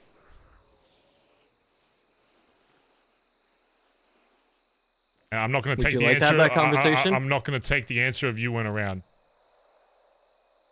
The Shang shit. Would you like to have that conversation, Barry? Or would you like to have that with Shang here? I already know Shang's side. I want to hear your side. I would like to hear your side, Barry, that you heard. Because that is the one thing that I've been doing this entire time, is letting Shang talk. Should we bring Shang here, chat? Because I am genuinely curious what he is telling people at this point.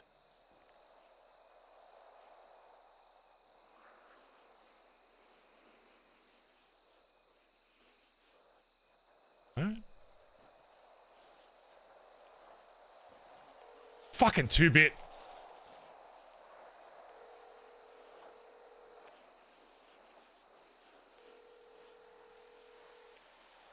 Whatever's happening between me and him needs to be fucking solved, and I don't blame him for that one at all.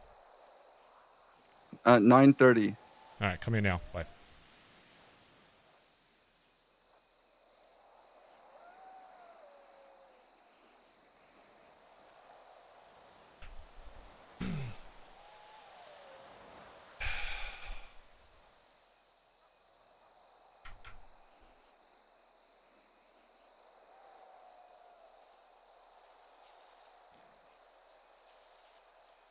So you don't have a name on PM. Who do you think should be VP? I still believe it should be Sean. What if half the club said if Sean's VP, then I don't want any part of this? You would still want it? Yes. I'm doing what's best for the patch. If everybody believes one thing, what's best for the patch is best for the patch. How is it best for the patch if the entire... Let's say in this hypothetical the entire club didn't want it. How is that best for the patch? Or is that best for your perspective of what the patch is? No, Barry. What I'm saying is, in my opinion, Sean is best for the patch. But if the entirety of the club believes he is not best for the patch, then that's the case. The entirety of the club will never agree on something. It's just the cause of human. Let's see about that. Yeah. Hi, Barry. I was just checking in on you. Have you eaten today? No. Do you need food?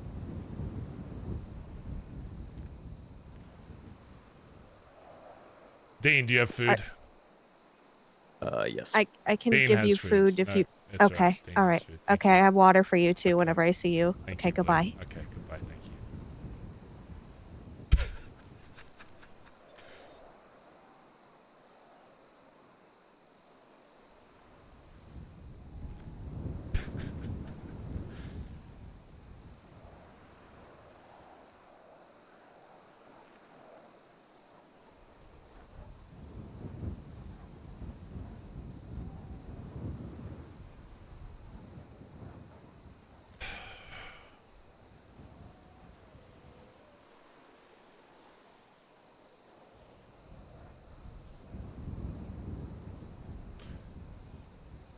I want to finalize this before Shane gets here. As of right now, if it got put to a vote, Barry Benson should step down as PM. Knowing what you've said already, what are you going to say? Are you going to raise that hand? Yes or no? No.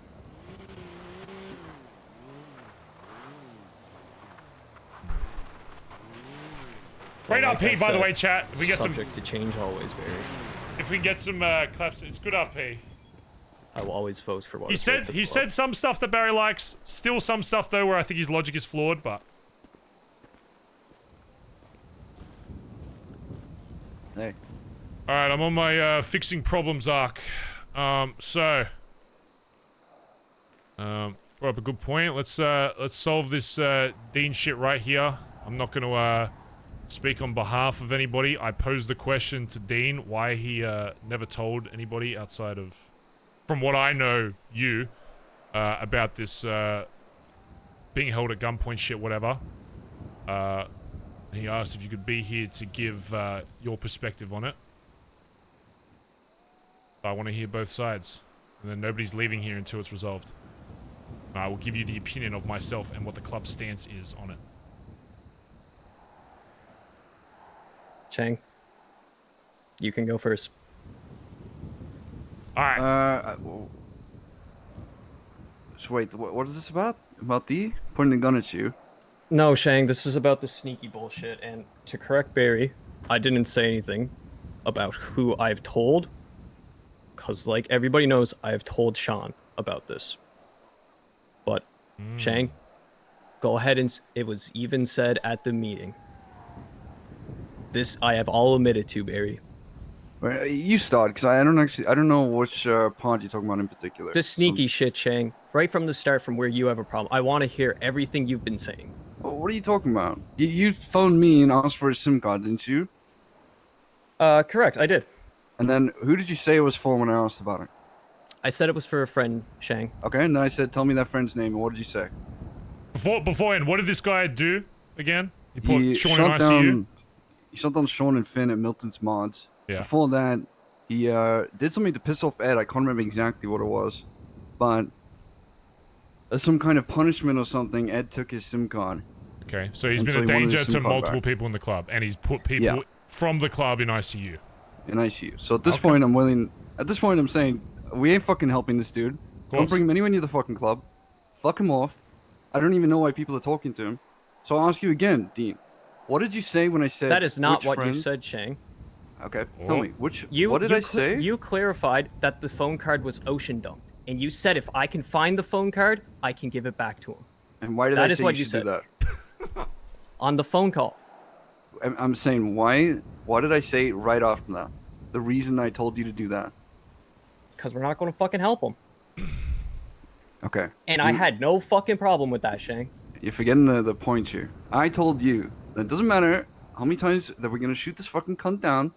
If they want the SIM card back, they're gonna just keep coming after us. Correct. So it doesn't fucking matter. But Correct. you didn't tell me who it was for.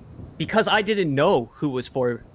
I had a friend, and if you want it straight from the top, simple fact was it was Batman asking for the phone card back. Because Batman knew Nate, and Nate, I guess, is sneaky. You guess Nate is sneaky. Well, now I do know, but as we have fucking clarified multiple fucking times in the past, Shang, and how I have clarified to you non-stop, I had no idea Nate was sneaky. How am I supposed to know what somebody's fucking alter ego fucking secret shit is? That's the equivalent of somebody going up to fucking Silas and being like, hey, you're BK. Oh, you know Silas? Why don't you know he's BK?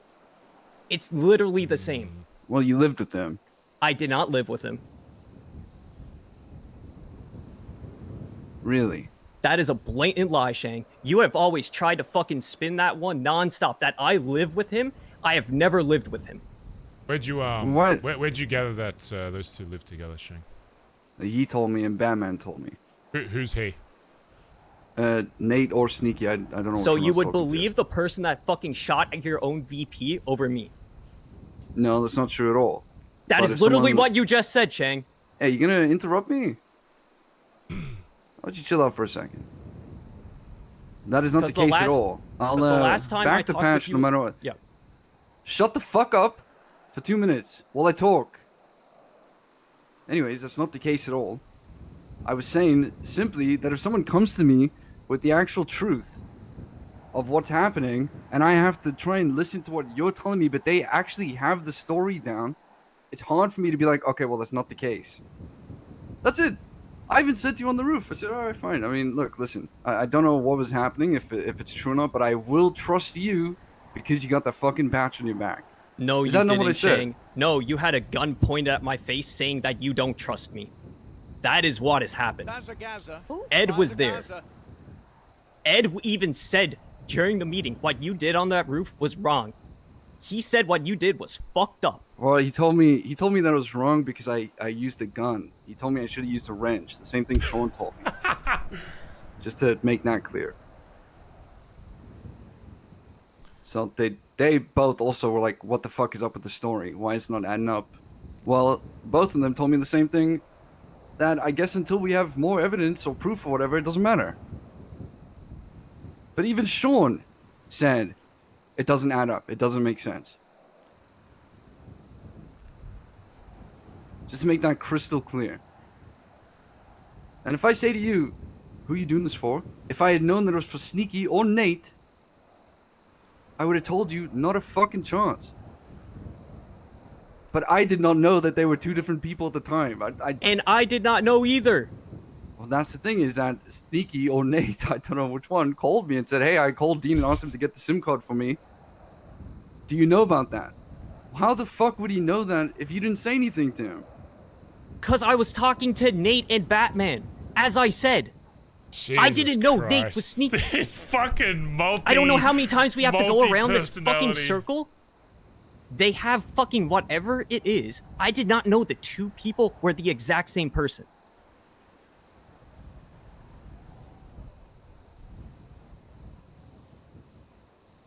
See, it's just at the time. All right, look, I gave you the benefit of the doubt, but at the time, if I have two people and they're both claiming that you live with them and that you knew Nate and Sneaky. When have you given me the benefit of the doubt, Shang? That I entire didn't shoot time on you. the. Okay, so not shooting me is the benefit of the doubt, but Hey, pointing damn right, gun if at a fucking member of my no, club Shang. lies to me, I'm gonna be I fucking let you pissed. talk. Can you let me talk? You know what? You're right. How is giving me the benefit of the doubt pointing a gun at my face saying I don't trust you? How is that benefit of the doubt? Yes, you didn't shoot me. Thank the gods Shang didn't shoot me. Thank the gods Shang didn't shoot someone finally. And let's be real, the reason why you pointed the gun at me wasn't because of that. You said, quote unquote, when you pointed the gun at me was, don't you ever dare take that tone with me ever again. It was because me defending myself is why you pointed that gun at me. Oh, I Because you clarified afterwards. Oh, So who'd I you didn't clarify even it tell. to? Who'd you To clarify you. it to? No, you did not, Shang. Okay. Listen, Dean, if I feel like a member of my fucking club is lying to me, what do you expect me to do? What do you expect? Ask yourself that. What is the solution here? If I tell you, for example, the sun is out in the sky right now, and I point up and I say, look at the sun. And you say, no, it's not, are you fucking on crack? I say, oh, you're not backing the patch. The sun's out. Look, I can see it. There's a level of discourse where I'm like, yes, this makes sense to a certain degree. At some point, I'm still going to verify it. I'm not Yes. just going to believe things. Fucking verify it before you point the gun and say you'll never trust me. I If try you to could verify come- it. Okay, once again, I would like to know who you verified it with, because once again, I will bring you, both of you, to my house right now. I will take a photo of that fucking panel. I've lived with the same people. I've never been shy who I live with. I live with Saints members, I live with Hydra members, but I do not live with Sneaky. I've Okay, never so been just shy to, of that. Just to make it clear, you've never lived with Nate or Sneaky, I have never lived with them. but you were friends with them at the time of this I was happening. friends with Nate. I did not know Nate equals Sneaky. You swear on the patch that you did not know at that point that My Nate answer was ain't Sneaky. fucking changing from that day where I swore on my patch then, I'll swear on my fucking patch now, Shang. But the entire time, you cannot trust me. You have never trusted me since. That's not true. Where'd you get that from? What are you Shane. talking about? I did not even know that she still had a problem with this until a couple days ago. Shang, it's the way you've always acted. Maybe, don't get me wrong, crazy. Maybe I'm asking a little bit much, Shang. Maybe. Maybe I am. soap opera. But hey, walking up to me maybe a fucking week or so later, being like, hey, my bad for fucking pointing a gun in your face, saying I'm never going to trust you again. I trust you. If I didn't trust you, do you think I would have voted for you to be Sergeant at Arms? You really think that I would give someone that level of power in Shang this fucking club ulting. if I didn't trust them? Shang's Honestly, kinda I'm ulting. surprised if you Have I did ever vote for me. said to you that I don't trust you? Yes, as I When? just said, on that night, with the gun pointed at my face. How long ago was this? I don't fucking know, Shang. Oh, I can bet I can't even remember saying that. But I can't tell you that if it was like a fucking year ago or whatever, things change. Of course I fucking trust you. Yes, there were some apprehensions on that day. It doesn't mean I'm gonna be like, oh, fucking Dean, a year later. So if did I not talk trust to you, so if I did not talk to trust you- anybody else in the club, Shang, If I did not trust you, you would not be SAA. It's as simple as that. If I did not trust you, I wouldn't let you do the fucking gun deals. Because I'd have apprehensions about it. Surely my actions are louder than my fucking voice when I say that shit. Surely. If They you're are, talking about Shane. something that I said, whatever it was, a year ago, and that I don't trust you. Yeah, maybe I was angry in the night. My VP was in ICU, Finn was shot down, a couple others were shot down. Of course I was gonna be fucking pissed. Everyone says shit when they're angry. You say shit when you're angry. correct, I do. There's a reason I never brought this up, Shang. Well, then I how was brought I this meant up- to know that it still upsets you? Because it's one of them things that was never meant to be brought up ever again, Shang. But it is being brought up right now. Because it is being brought up because a chaplain who I talked to put it in a video. Let me ask. Is it still an issue then? Do you feel some type of way still towards Shang or vice versa about that night?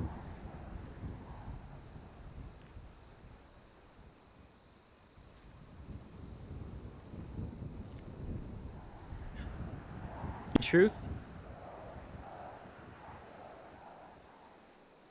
yes, I do. So then why, if it is still a problem, did you never...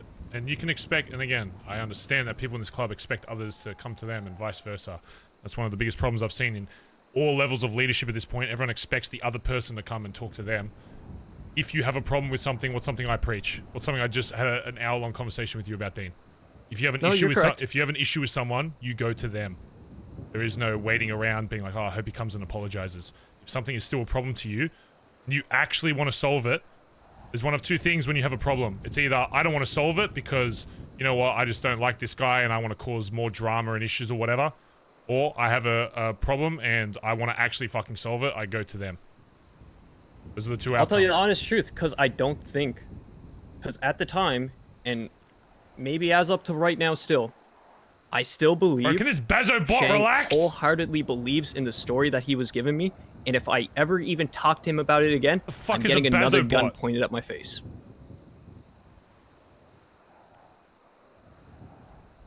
I missed that because I was yelling at Bazza. And I'll give it to you.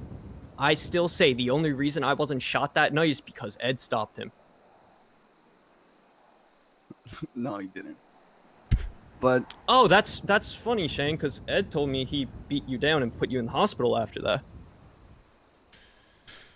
How High Command is punished after something has nothing to do with result. I'm aware, it's just... If he didn't stop you, what stopped you then, Shang? Because by the sounds of it, he said he stopped you. Listen, sometimes you have to do things like that to get the message across, and hopefully things get better. That is actually what I've thought until I saw that video had happened. I thought we were good. I had no clue that you had a problem still. I genuinely didn't. So if this is a roundabout way of asking me, do I still have a fucking problem or still believe that story? The honest truth is, I have not thought about it since then. So this is coming out of left field for me. I didn't know that it was still a problem. I didn't know it was either, Shang. Because I didn't think it was. I thought it was something we're fucking avoiding, and it's just going to be one of them underlying things forever. You just said you still have an issue with it, though. But you just said you still... Yeah, yes, I still have an issue with him in the way where I don't see him being able to do certain things. What things can I do?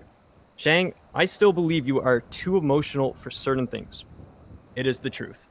Like you wanted to shoot the Raiders, and you wanted to go to war with the Raiders simply because they wanted to blood out Alice. What? You literally sent me to fucking Chumash multiple times saying we need to find one of them when all that was happening. You have sent me there. Me and you have went there together. And it's things that I maybe not have picked up when I was a fucking naive little prospect. Or a naive new little patch, but it's things I'm picking up now, Shang. Whoa. Hold up a second. Yep, let's go. Are you trying to insinuate that I would start a war with someone because another group, because they blooded out someone that I liked? You said it to me to your face. That is blatantly untrue. That is fucking insane. Out of everything else you said, I kind of understand, and I do want to fix it.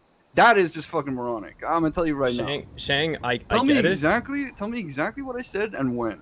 I can tell you right now. You said hop. You said hop in the car. We're going to find Raiders to shoot. That has for nothing no to other do with reason. Alice. If I wanted to go shoot someone, it was not because of Alice. I've never shot someone on Alice. No, it had nothing to do with Alice at all. Okay. So are you saying that I said it or not? Like, speak clearly here. Yes, you did, Shang. I said to you that I would go shoot the Raiders because they blooded on Alice. Not to blood it out. You said, let's go find Raiders for Alice. You have said for Alice. First of all, shooting Raiders was just a pastime for me at that point. Yeah, I don't really... in the last 2 years. I don't really know why he's talking about... That just isn't fucking true. Raiders. I can tell you, I would not shoot someone on behalf of Alice. Especially not for someone who blooded around. So I don't know what the fuck you're talking about. There's no ways that I said that. I can promise you that. Shang, it's just gonna come down to he said, she said. It's the truth. Well, I'm just gonna make this very clear. If someone in high command says we need to go shoot someone, then we're shooting someone. Yeah, I trust them to have good enough of a reason, whatever that ended up being, whatever. I mean, we're in a 1% MC. It's just if someone in this club has beef with someone else, and they think it's big enough to involve the club, then I'm gonna go fucking busting. You know. I'm not arguing that point. Every single time he said it, I hopped in the car with him to go shoot. Well, then, if Shang is telling you that it's not because of this Alice shit, then if you're expecting him to trust your word on the shit you said to him, it has to go both ways. You can't expect him to trust your word on whatever this Batman fucking double personality shit, which, by the way, I had to experience in fucking BBMC. It was the stupidest shit I've ever heard. Not saying it's your fault that one of your fucking mates, some crackhead with 2 fucking personalities, but from the club point of view, if somebody shoots down the VP and then you're seen hanging out or talking to them, doing whatever the next day, even if they have a different fucking personality, yeah, you're gonna look pretty fucked in that position, Dean, just to be straight up honest with you. I'm not saying that, you know, in that position, from your point of view, you know, you're at fault or whatever, but if Shane came to me that day and said, yeah, we just shot down this guy that shot down our fucking VP and now Dean's hanging out with him, getting his fucking SIM card, I probably would have done the fucking same. Because while, you know, trust and everything is all good, the reality is, trust in this club will be offered, will be offered to everybody, but the reality is, it is at points just fucking broken. I've had a founding member of this club be the reason why another founding member of this club is no longer here. So yes, in theory, what you're saying is right. It's all well and good for all of us to trust every single word that every single person says. Like you should be trusting if Shang's telling you his version of events. But the reality is, you know, we're human. We're always going to see, maybe that, people have different reasons for saying shit. And I don't expect everyone to be perfect in this club, but, when it comes to, people outside the club, I could give less of a fuck about. I've got enough problems trying to solve people's issues within the club. When it comes to fucking shooting raiders and other shit, I could give less of a fuck. If Shane literally woke me up today and said, I gotta go fucking, kill this fucking cop, he annoyed me, knowing that it would come back on the club, I'd say, let's go fucking do it. Without a second doubt, I would have been there with him. Look, here's the underlying problem with this. Is that if I don't know that it's an actual fucking problem, and it hasn't been brought to me, I can't read your mind. Barry just said that! I said the exact same thing to Ziggy when he made the video. That it's a collection of a whole lot of problems that people have had with me, that they had not brought to me, so I don't know how to fix it. That's it. I can tell you now, I've never shot another. He wasn't listening. No, Barry said it before Shang was here. But I definitely have shot them because I didn't like him. You know what, Shang? I agree with you on that one. If nobody brings it up to you, it's the same thing as I said to Barry. It's everybody's fucking fault if shit isn't been brought up. I don't understand that, because how is it everyone's fault if you do not bring problems to the person that you have a problem with? Sorry, I was thirsty. Shang, I know you were not here earlier. This is me relating to something else, but I will make full admit that I did not bring it up to you that I still have a problem. I just frankly think I couldn't bring it up with you without another gun being stuffed down my throat, calling me a liar, and reiterating you cannot trust me. That's all an assumption, though. That's all an assumption that would happen, unless I've ever actually heard a member wearing a patch, without having a reason to do it. Like, say, for example, they're being punished. If someone can tell me a case where that's happened, I'm fucking all ears. Otherwise, it's as simple as I can't read your mind, so I don't know. That's it. I can't tell you a case because you have not. Okay. So assuming that I would shoot you is quite an extreme reaction, don't you think? Because I didn't shoot you the first time. I'm still convinced the only reason you didn't shoot me that first night is because Ed stopped you. No one stopped me. I stopped myself.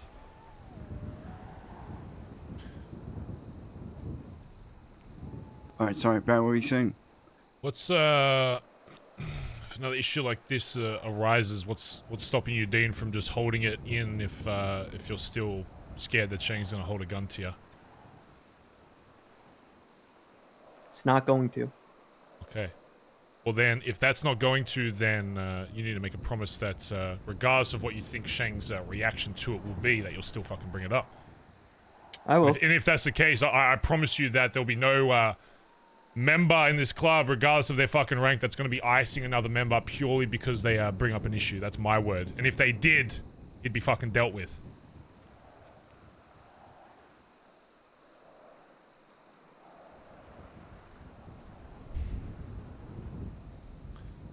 Okay.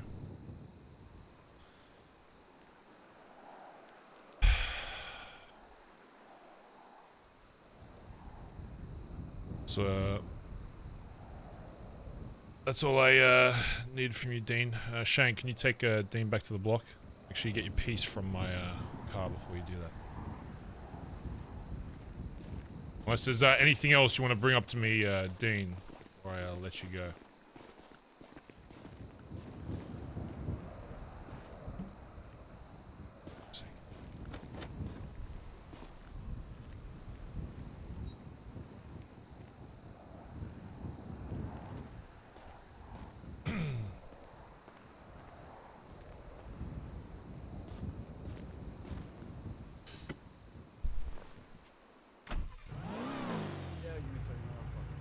Maybe you two can kiss and make up on the way back.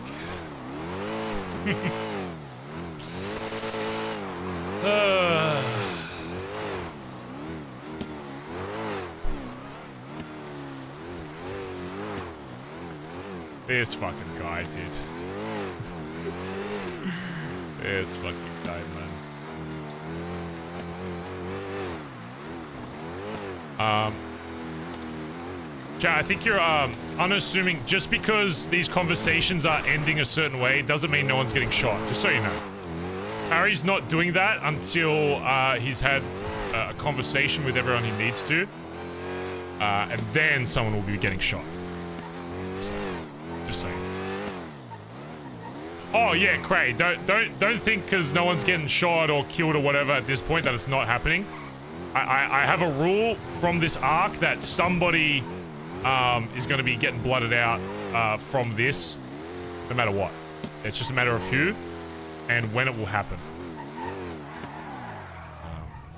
Yeah. Harry's not going to let this whole thing happen without somebody receiving consequences from, whether it's one person, whether it's all 7, whether it's this, that, the other. Yeah, someone's getting fucked off. And it's going to come down to whoever Barry thinks is the most responsible for this. So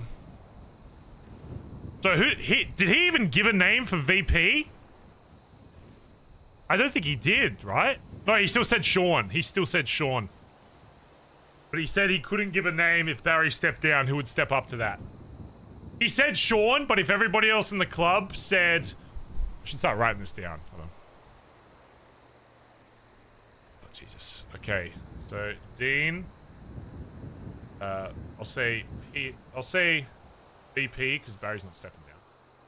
He said Sean, but if everyone else thought otherwise, he'd back that up. Who did Ziggy say? Ziggy said Finn. Well, technically, Barry asked Ziggy if Barry wasn't around who PM should be. But I would assume that means if Barry is around that he'd want Finn to be VP. So we'll say he said Finn. Even though he technically said PM, but that was... the question was very different between those.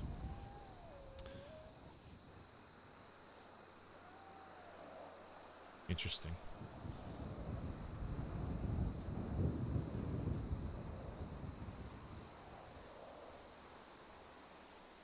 Alright, do we have this Shang conversation now, chat?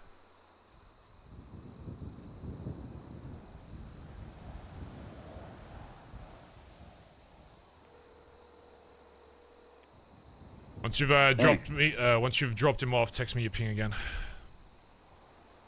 Text it to you? Okay. Who called earlier? Good question.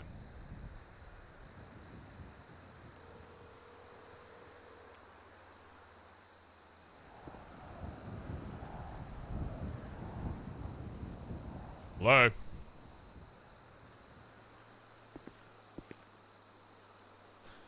Hello, this is Barry Benson returning a missed call. Hello. Hello, can you hear me? Hey, what's going on? Sorry, I was in an elevator. I think sorry, I called you because I was wondering if you guys would help me, but then I talked to Milton and he said you are not big fans of petitioning or petitions or anything like that. So What do you run for sorry mayor? to bother you. No. I was going to do an authority conduct review on a BCSO deputy, and I need some signatures for that, or pay 250 grand.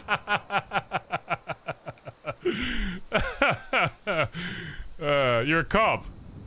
No, I'm a legal aid actually. I'm not a cop. I want to do an audit of a cop. Oh. Because I can tell you how we do audits. Oh, sure. I'll go shoot him in the fucking head. That's my audit. So if you need me to do that, I can do that. Otherwise, go fuck yourself. Poor guy. Poor fucking guy, man.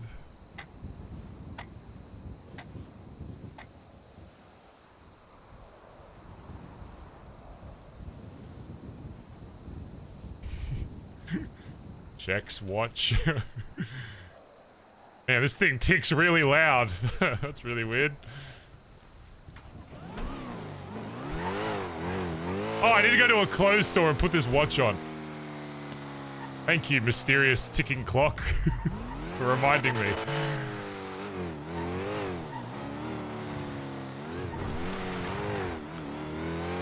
Okay, so far on the leaderboard of who's responsible for this, I think Dean is slightly higher than Ziggy.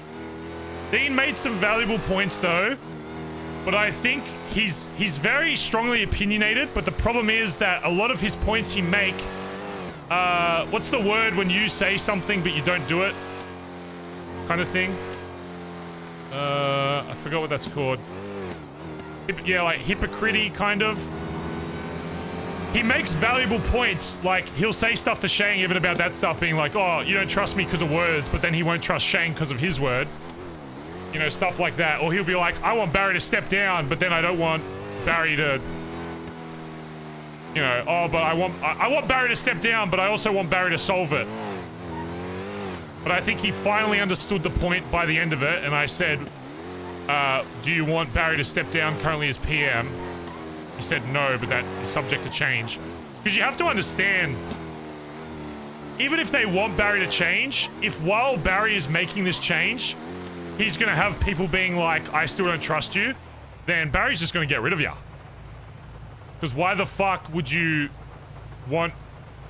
If you don't want Barry around, but you want him to solve it. I will say, originally said his opinion is still the same and wants Barry to step down. When asked directly, would he raise his hand for another vote to step down right now? He said no, on the basis Barry fixes it. There we go. Alright.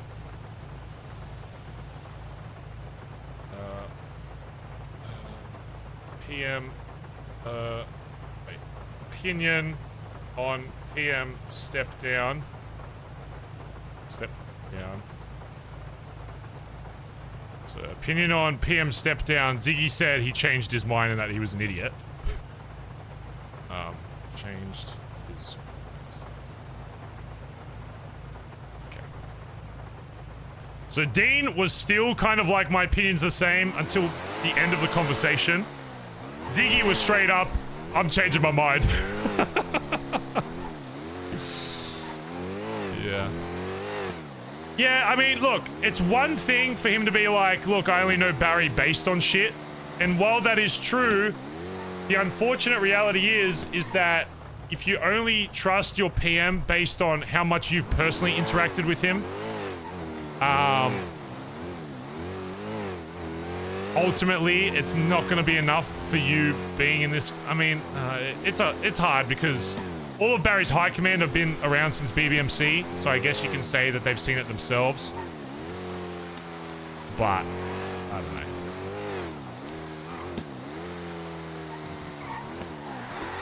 Context is important, but you have to remember Barry still completely disagrees that Dean raised his hand, and I think Dean even agrees that Dean raised his hand when Barry wasn't there. The biggest thing that Barry has a problem with isn't that Dean said Barry should step down. It's that he did it in such a way that Barry had no opportunity to fucking fix it, to resolve it until after he came back. Which, by the way, he could have never come back.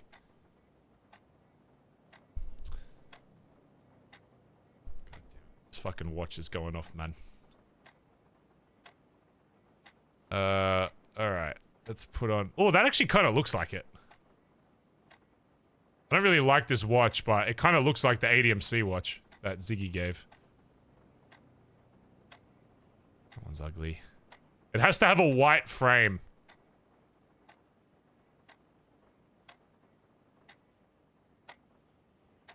Oh, wait, no, it's silver. It's like all silver watch.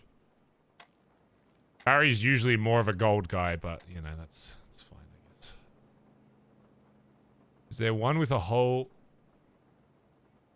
Oh, maybe it's... Oh, I just crashed. Alright, what happened? Yeah. Watch. But good RP, though. Claps in chat for the roleplay. Remember, the roleplay is what's most important, so...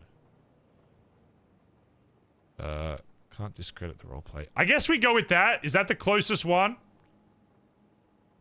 It's all silver. It doesn't have like a black in... I don't think the others have all silver though. Oh, this one. There you go. That's the one. Silver outside, black inside. Yeah, that's the one right there. Bush. Alright, Barry's now wearing his ADMC watch.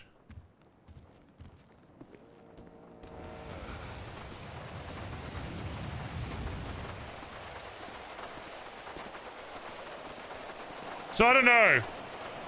I won't reveal completely what Barry thinks until the final outcome. But let's just say nobody's off the chopping block yet.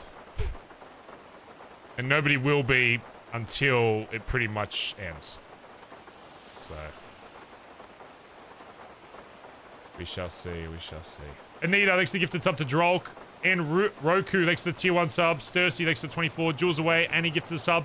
Alpine, thanks to the Prime sub earlier. Sorry I missed ya. You're still here. Thank you so much, dude.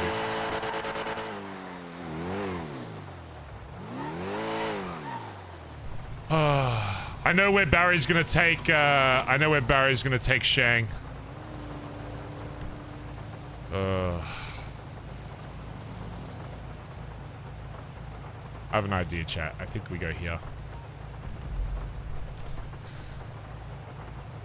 I don't know if I want to watch it again, but we may need something.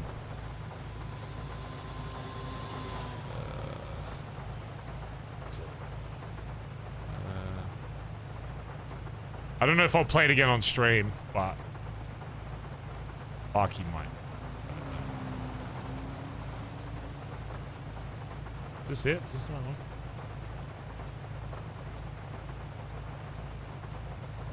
Okay.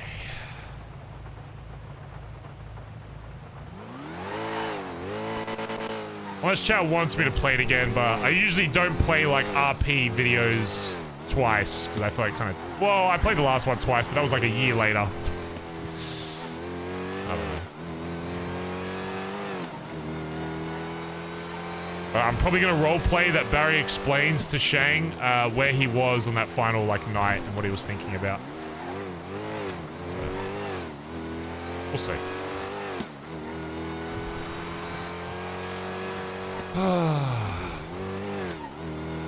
Outside of the Shang convo chat, who are you most excited for Barry to talk to? Whether they raise their hand or not, because I think Barry's still gonna try and talk to every person in the club at least once. I feel like he kind of owes the club that. Lovesick. Fucking lovesick, man. Sean's a big one. We might... the Sean convo will probably save till, like, last, if we can. If we can. Alright, if it happens earlier, it happens earlier. But the Sean convo will be a big one.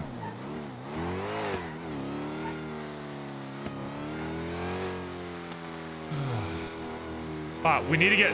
The problem is there's been a lot of people bringing up Sean's name. Same with Edburn Shang or whatever. The only reason Barry's talking to Shang now is because Edbert told him that he probably should. So he's going to trust that. He's going to trust that, that opinion.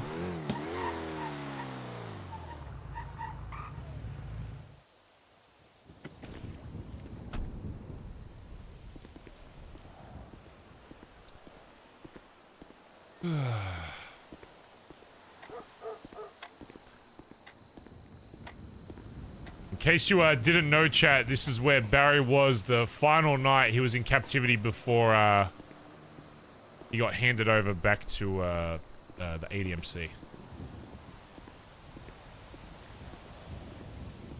Man, this watch Barry's got's really ticking a lot today.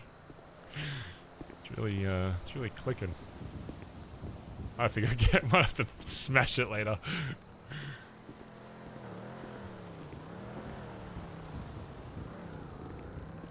Ah, what a nice view. I love how, like, everybody else, when they take Barry somewhere, it's like, oh my god, looking out into the ocean. Oh my god, Barry takes you to, like, a fucking shithole.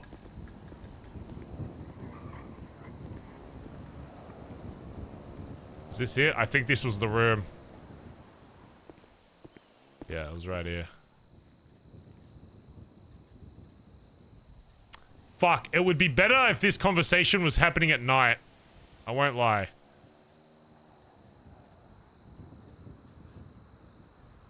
But maybe it's better during the day, actually. 930. Should I make him wait, or should I... I mean, it kind of looks cool during the day as well. It's... How long is the day and night cycle in the server?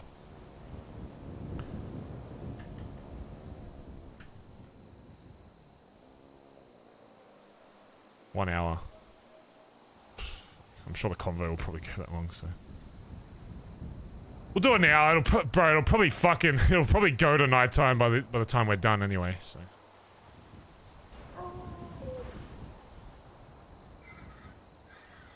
You're a cool lean bar. Bar 1.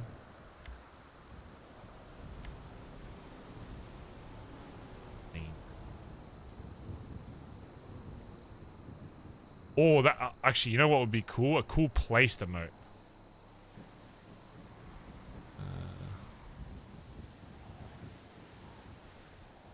Oh my god. Oh, this would be cool if I can somehow pull this off. I don't think it's gonna work though. Yeah, that's not gonna fucking work. Ah! What about, like, here? Oh, that could be kind of cool.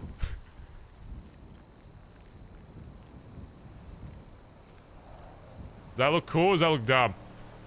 That looks kind of cool, right?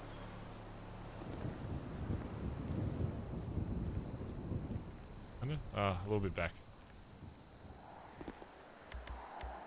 God, he's coming quick. What the fuck is it?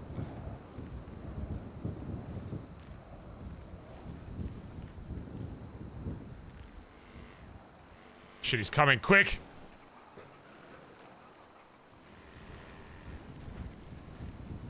A little bit higher, maybe. Not too high.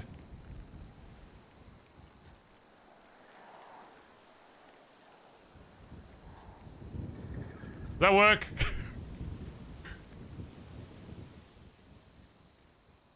It kind of works, right? Does that look dumb?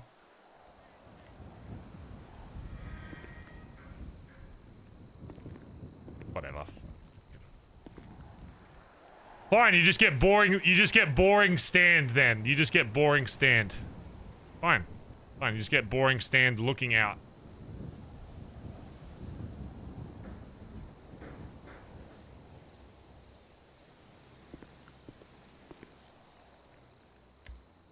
There's no good lanes. All the lanes have like too much movement. Lane high, lane bar. Lane flirt.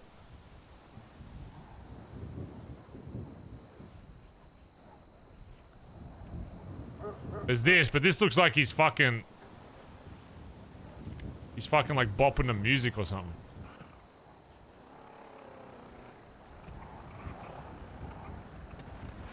This one has a lot of movement.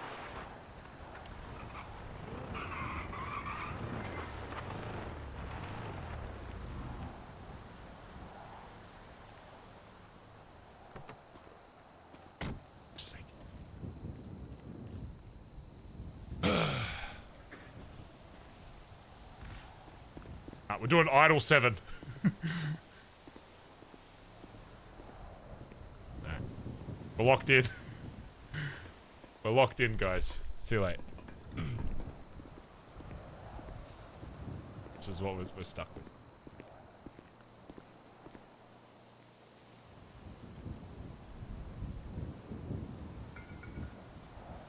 Hey.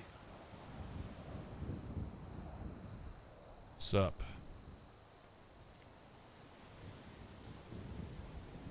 How's your eyes? Pretty shit. Not gonna lie. Oh, that. That's not what I meant to do. Oopsies. Well, I texted Jackie to see if he'd reach out to you, but I know trying to get to you to the hospital's pretty fucking difficult. But it is important at some point.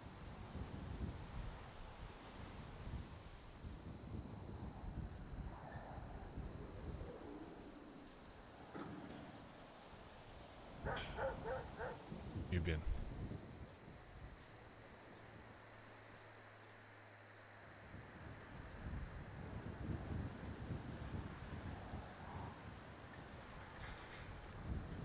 Worried about you. Besides that, I've been okay.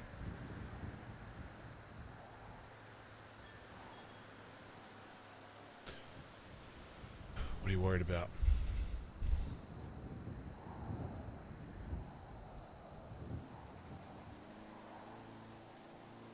I was worried that I was never gonna see you again.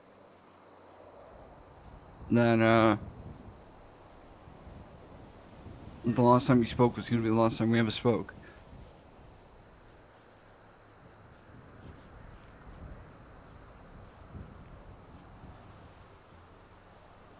There's a whole lot of other things, but yeah, I mean, that would have been tough.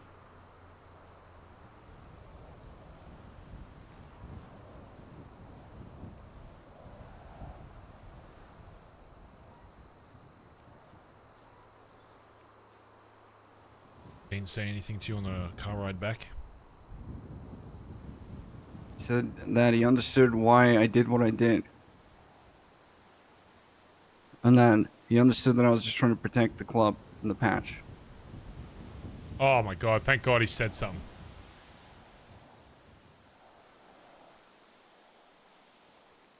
It's a step in the right direction, I guess.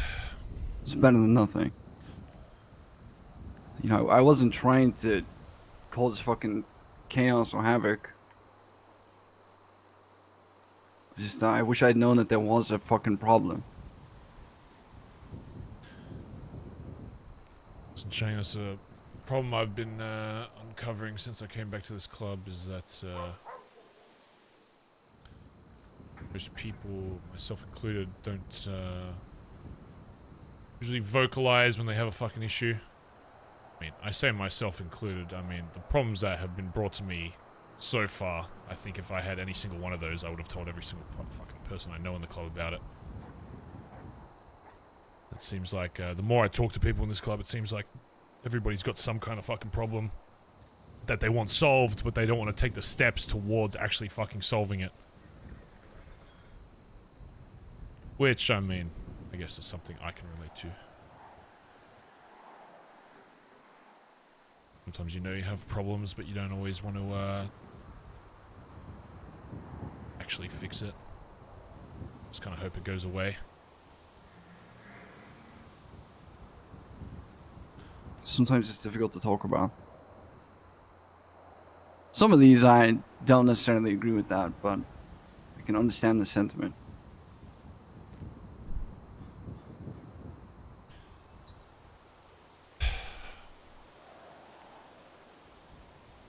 How do you think you're viewed by people in this club? Overall. I'm not talking about any specific person, I just mean in a general sense. How do you think the ADMC sees you? I'd like to think that they understand that everything I do is for the club and for you. I'd like to think that they know that even if they might not necessarily agree with something I do, they understand it's the best intent.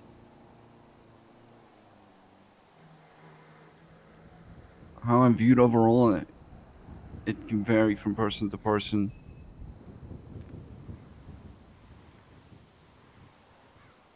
But I'd like to think that ultimately they all know that I'm doing things because I believe in them.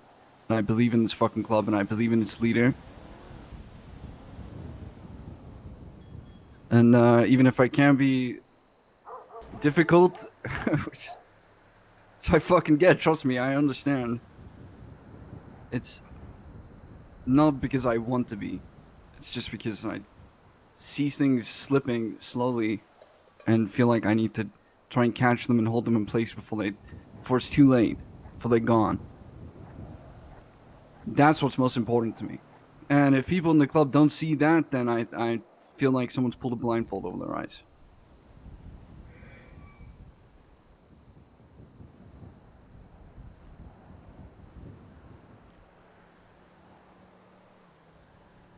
Do you think it's important how people see you in this club?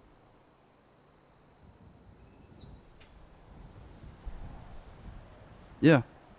Yeah, I think so. I do. You know, I don't want them to be like, he's the greatest person on this planet, nicest guy I've ever met. Would take him home to my parents kind of thing, introduce him. 3-course meal. Minecraft movie kind of shit, but I do feel like I feel like it is important, probably one of the more important aspects of being any kind of leader. You think everyone trusts you in this club? To do what's right No. for the ADMC? No, I don't think so. I think if they trusted me, they would have come and spoken to me before they made this video. I still don't know the full extent of how much it was Ziggy or all the people who spoke to him or anything like that. I think ultimately some people got caught up in a storm that they didn't understand what they were trying to weather. But no, I don't think everyone trusts me.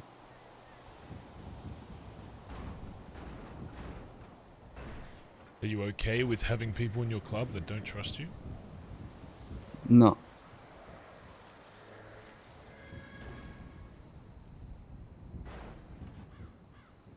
So then what are you going to do to change that? You have to fix things. I have to speak with them, see where it comes from. Understand why it's happening. Have you done that yet? No, I haven't. I've tried to in the last week or two since the video came out. But I wasn't aware of it, except for Sean, up until this point. It kind of came out of the blue for me. And then when the video did come out, it was important, don't get me wrong, but I had far more important things to deal with than to focus on that in the moment.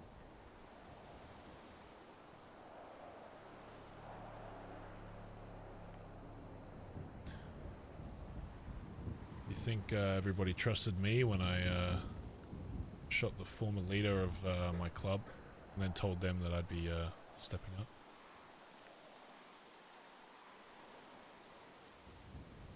I'd like to think so. The answer is no. Of course, there are a few. I understood my reasons, but you have to remember, back in the BBMC when all this happened, the only thing that the club had was my word. And these showed very little, other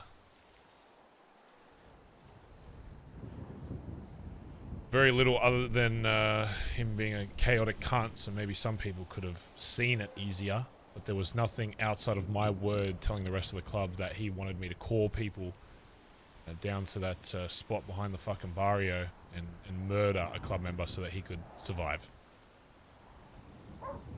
The only thing with any kind of basis on that story was my word to the club. It was my word versus his. And I knew that if I told the rest of the club about it, that I know how social circles work. I knew people would talk, and the second that Dundee knew that I was telling people about it, he would find a reason to gather what people he could in the club and do to me what I was about to do to him. Which is the reason why I had to act so quickly on it. The only other person that knew what I was actually about to do was Colin. So up until the very moment I shot Dundee, nobody else knew that that was going to happen. They were all under the impression that I was there to execute my own dad.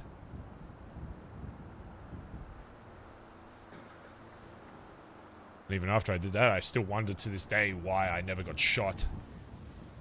Because, you know, there had been people in the club before that had shot other members and been instantly gunned down, Colin being one of them. It's not like it was all sunshine and fucking rainbows. People in this club talk about, you know, the problems ADMC has now. I can assure you, I would say the mid area around when all that shit happened was probably the worst shit I've ever seen, and probably ever will see, hopefully, in regards to a club breaking down. It's a miracle right now that we haven't had to face that, because I don't know, honestly, how this club would handle it. I guess it's probably not well. So I guess in a sense I was lucky after all that shit that there was even a club to go back to. Do you know what I realized in all of that? Is that regardless of what I think is right for the club and what I'm willing to do for the club, if I want to be a leader of that club and I actually want to fulfill my role as VP and then eventually step up to PM, that I realize you still have to play the game. As much as you might not want to be political, as much as you might not care about what others think about you, as long as you have, you know, the reason you can sleep well at night is because you know to yourself that you're doing the right thing. Yeah, that's great for your own justification, but ultimately, in any group setting, you do have to have the trust of the people in your club. Regardless if you want to or not, you do have to become political in a sense when it comes to leading any kind of group. It's not even just an MC. If everybody in a group doesn't want the fucking leader, I mean, look at fucking National Geographic for 30 seconds. That'll tell you that group mentality is stronger than any one person in this city. If there's a big enough group that wants a change, then that change will happen. And then whatever comes after that will be dictated by whoever is, I guess, the leader, per se, of that group, or whoever wants it the most and is willing to do whatever for it. Same goes for now.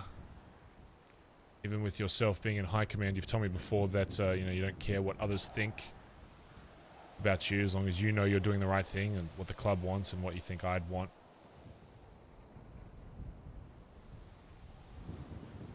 Ultimately, I guess the reason why I was so pissed at you last time we spoke is because if you actually want to make a change and you actually want to do it right without the club falling apart,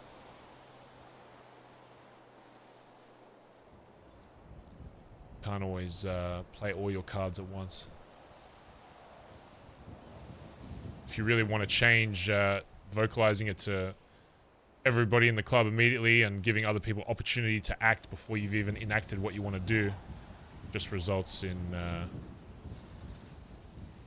whatever you want to actually happen, less likely to. I'll tell you right now, Shang, if you pulled a gun out at that point when you said you still wanted to kill Sean, if you pulled a gun out and shot Sean in that that meeting we had, regardless of what I think kind of person you are, or how I've trained you from fucking hang around to where you are now, regardless of all that, if you had pulled a gun out there and shot him, I would have shot you.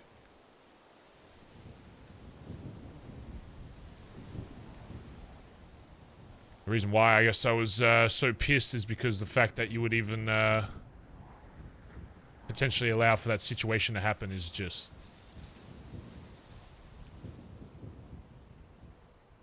I don't know, it's not something I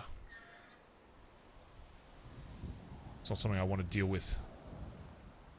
I guess I'm you know, a hypocrite in my own right, saying that you know, people should always deal with their problems or whatever, but if you put that on me after everything I've fucking done, knowing full well more than most people in this club and the former club of the shit I've had to go through, you'd know that doing that probably well,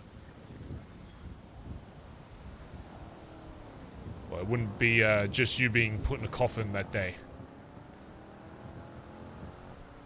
Whether the rest of the club knows that or not.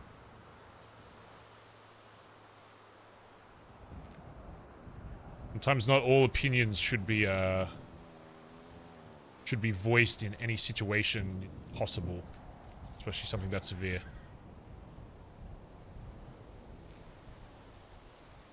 Even if I don't completely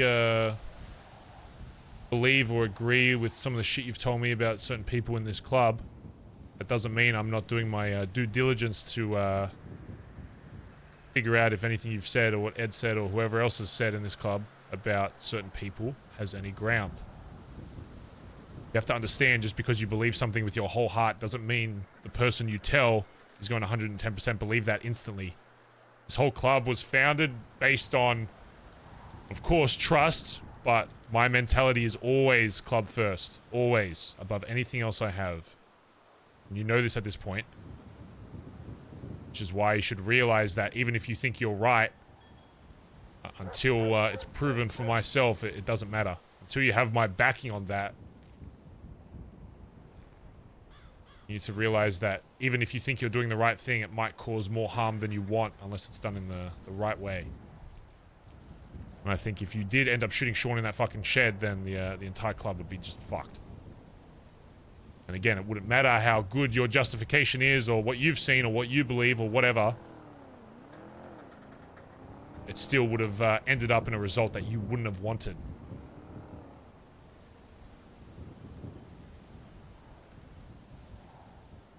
Regardless of how you want to do shit in this club, how you want to be seen, the reality is that you need to have the trust of people. The one thing that I didn't know at that point is that, I'll be honest, when I shot D, I was expecting to get gunned down myself, and probably my story fucking ended there. But luckily enough, I had accumulated enough trust with everybody in the club that my word meant so much to them that they had no other basis other than me just telling them my story that they believed it. If the club had shot me down right after I shot Dundee, I'm not going to sit here and tell you that it wouldn't have been the right thing, because it would have been. From their perspective, someone just came in, said a bunch of shit, and then shot the fucking PM. It's a fucking miracle that I'm still here after that. And it would have resulted in the club probably going to shit, being destroyed, me being the cause of it, and not having a chance to actually fix it. And then none of this ADMC shit would have fucking started. It would have resulted in so much shit that I never thought possible, never coming to fruition. Sometimes it's not always just about the decision you want to make because you know it's right deep in your heart. The reality is, if you actually want something to be done from it, you have to realize that that we are a group and that you have people that you're responsible for. And if those people begin to not trust you for any reason, there are only two solutions to that. You do everything in your power to gather that trust, however it's fucking done, whether it's conversations in person, whether it's proving yourself on fucking jobs and showing your authority there, or it's removing that person. Those are the only two options when somebody loses trust. If you cannot regain it, and there's no chance that it can be fixed, then it should be dealt with. And I'll be honest, the fact that Sean hasn't put a fucking bullet in you is arguably just as much of a miracle as the club not putting a bullet in me back when I shot Dundee. I'll be completely honest with you, Shang. If you came up to me and said, I want to put a fucking gun down your throat, I wouldn't have said a single word after that. I would have put out my fucking AK and blasted you.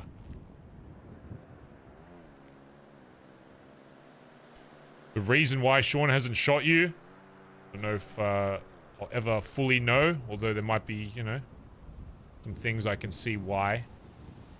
Whether it's actually good intention that he just thinks you're acting out, or if there's a malicious reason behind it. Or if he knew what would happen to him if he did that.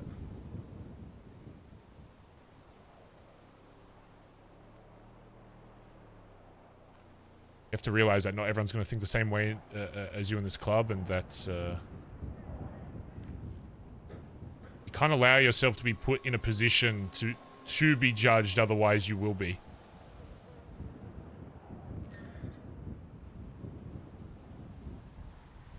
I was scared, Barry.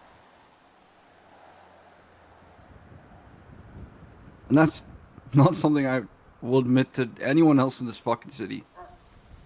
When I said that to him, I was scared. I was scared that they insinuated that I had done something to you, that I had murdered my own fucking PM, gone into my house, taken photos. Sorry, chat, I'm like yapping today, sorry. And at the same time, I was dealing with maybe never seeing you again. So I was fucking scared, but I never had the intent to kill him, but it's still a matter of trust. I just felt like that was the worst thing someone could assume of me that anyone could have ever assumed. And so, yeah, it wasn't political in the fucking moment, but dude, I was so angry. Even I am fucking shocked I didn't shoot him.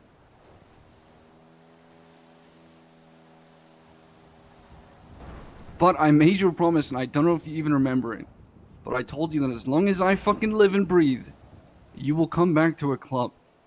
And so I will never put myself in a position where I'm risking that for you. Even at my worst moment, I had one goal and one goal alone. And that drove me. Nothing else fucking mattered enough. But I was worried that they were gonna do something to you. I was worried that they were trying to paint me into this fucking picture of I did something to Barry.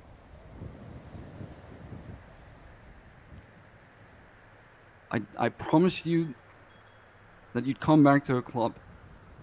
And you always will. Doesn't matter how long you're gone for. It doesn't matter if you have other shit to do trying to track down personal matters. That doesn't matter to me.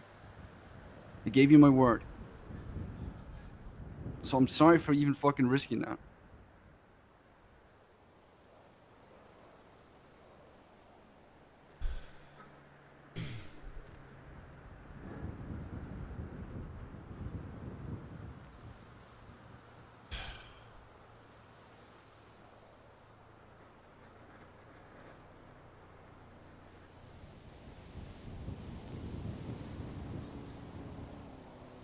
I need you to promise me that until this is all solved, that you make yourself a fucking saint to this club. I don't care if there's people you don't trust or people you hate. You do not give them a reason to not trust you. Until this is all solved. Otherwise, you will fuck up everything that I'm doing right now. I want you to promise that.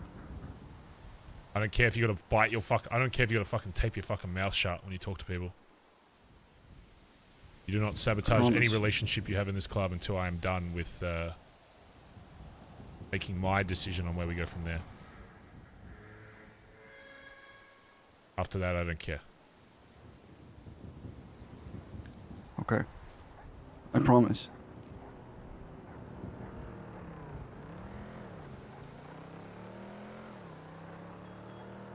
Because Because if you give them a reason right now to use something against you, they will. Who exactly that is, I'm still slowly figuring out. But by the end of this, I can promise 2 things. Number 1, that I've spoken to every single club member that wakes up currently. And 2, that this club will not be the same size as it currently is. Those are 2 things that I will promise. Unless somebody does something that sabotages that and gets in my way.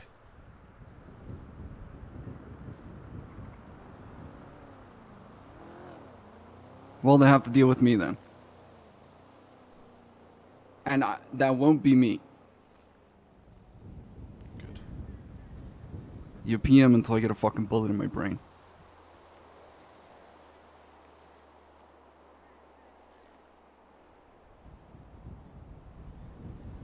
I'm also going to be asking people their opinions on who they think VP should be, because after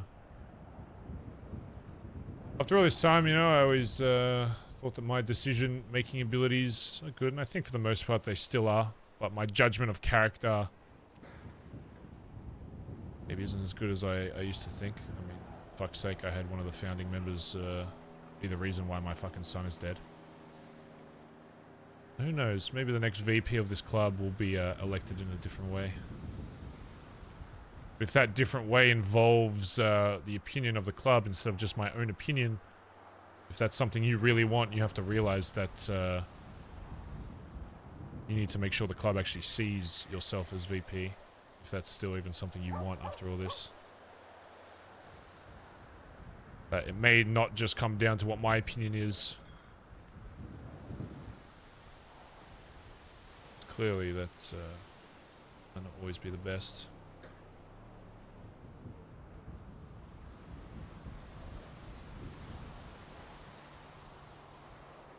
I would say even if there are people that you think, even if it was at the point where there's people in the club that you shouldn't be in the club, that you hold off on that until you're in a position where you can actually do that. Let me tell you, it's a lot easier to push for somebody to be removed from this club as a fucking PM or VP versus a patch member.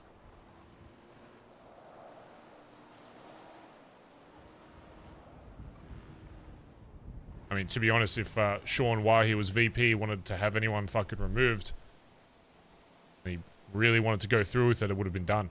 And to be honest, by my own standard, while I may have come back pissed, whatever, it would have been completely his decision. I think Sean had a lot more power than he realized during the time I was gone. I'm not sure completely why he either chose not to use it or didn't realize. We only really be able to figure out by talking to everyone and then to him.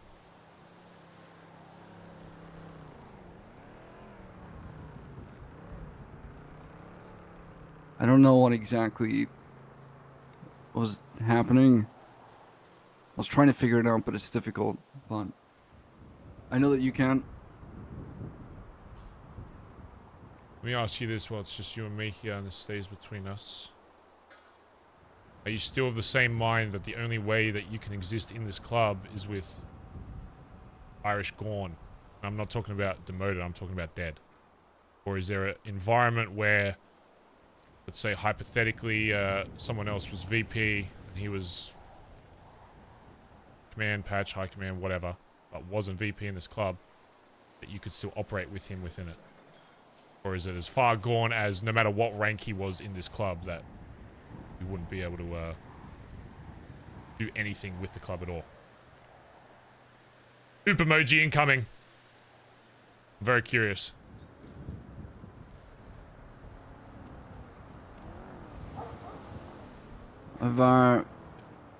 It's gone too far, Barry.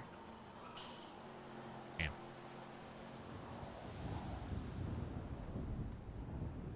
Damn.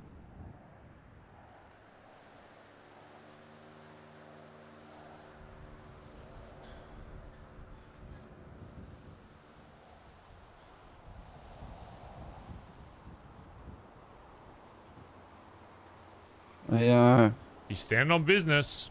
I wish that I could tell you different, because the last thing I'd ever want is anyone in this fucking club to be removed. I don't care what kind of video thing that they have. I don't care how many people have spoken behind my back. The last thing I'd ever fucking want is for anyone to be blotted out. And so it's not about me wanting it, and I hope you don't think that, because it's not. I do not give a single shit about what they've said to me in terms of I still want them in the fucking club. Everything else can be fixed. But with Sean, it's too far. He told Ed, myself, and Tally that he's doing jobs for Norman Bones. And when I heard that, he wanted me to get the club to put together a team to go and pick up someone on his behalf. And that was the final straw for me. I could not deal with that any longer. The only reason was that I had the sole focus of getting you fucking back. And that is all that mattered to me.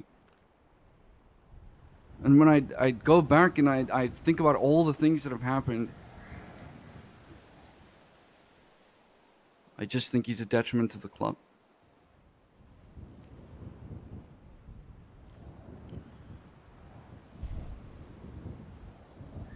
If that's the case, then you need to stop playing so offensively to anyone that may disagree with that, and start if your opinion here did come to fruition and that's how it had to be, then you need to realize that people in this club aren't dumb, and they can sniff this kind of shit out if they haven't already. So you need to figure out if there are people that would leave this club purely just because Irish isn't in it, why they would do that, and what their reason for that is. If they, again, not even saying this would go through, because I might speak with Sean and have a completely different mindset, but if that's how it went down, your best bet would be trying to mitigate as much of the damage as possible. Otherwise, if that did end up going through and Sean leaving caused half the club to fucking leave, well, you can sit here and be like, well, I'm happy to burn the club down. Can't promise that you'll be able to build back up as easily as things did back in the day. If you actually want this club to survive after anyone being blotted out, then you need to make sure that they have your back, or they have the club's back.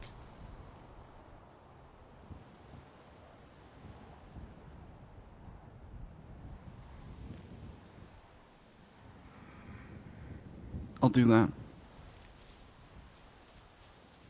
Because you have to remember, Shang, you're not only going up against Sean in all this, you're also going up against my original opinion of putting Sean into that position.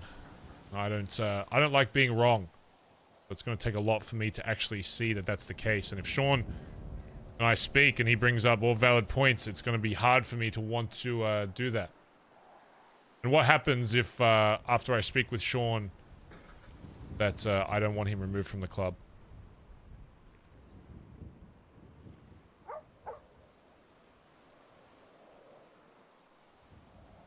If that's the case, then it's your decision on what to do with me.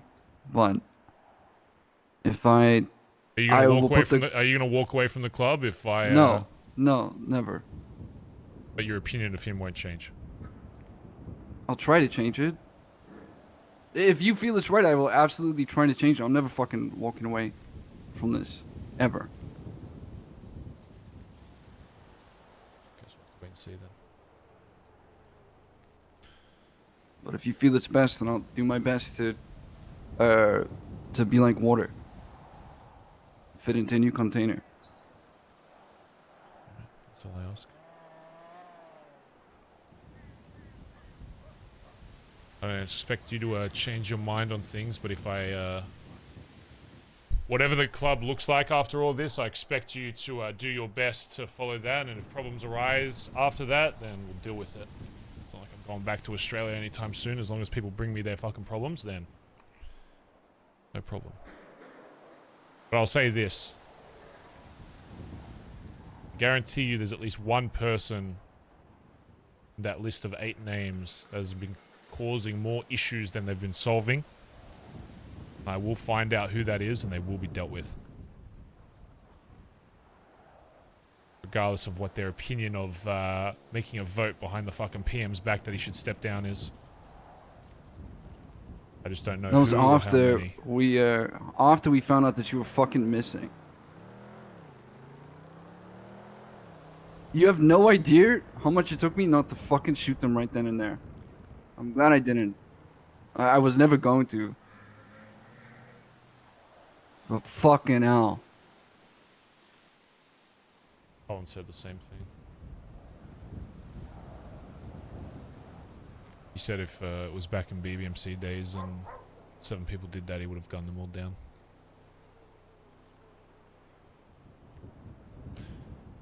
Problem is, I think, and after speaking with Dean, one of his points was I don't really know you that well.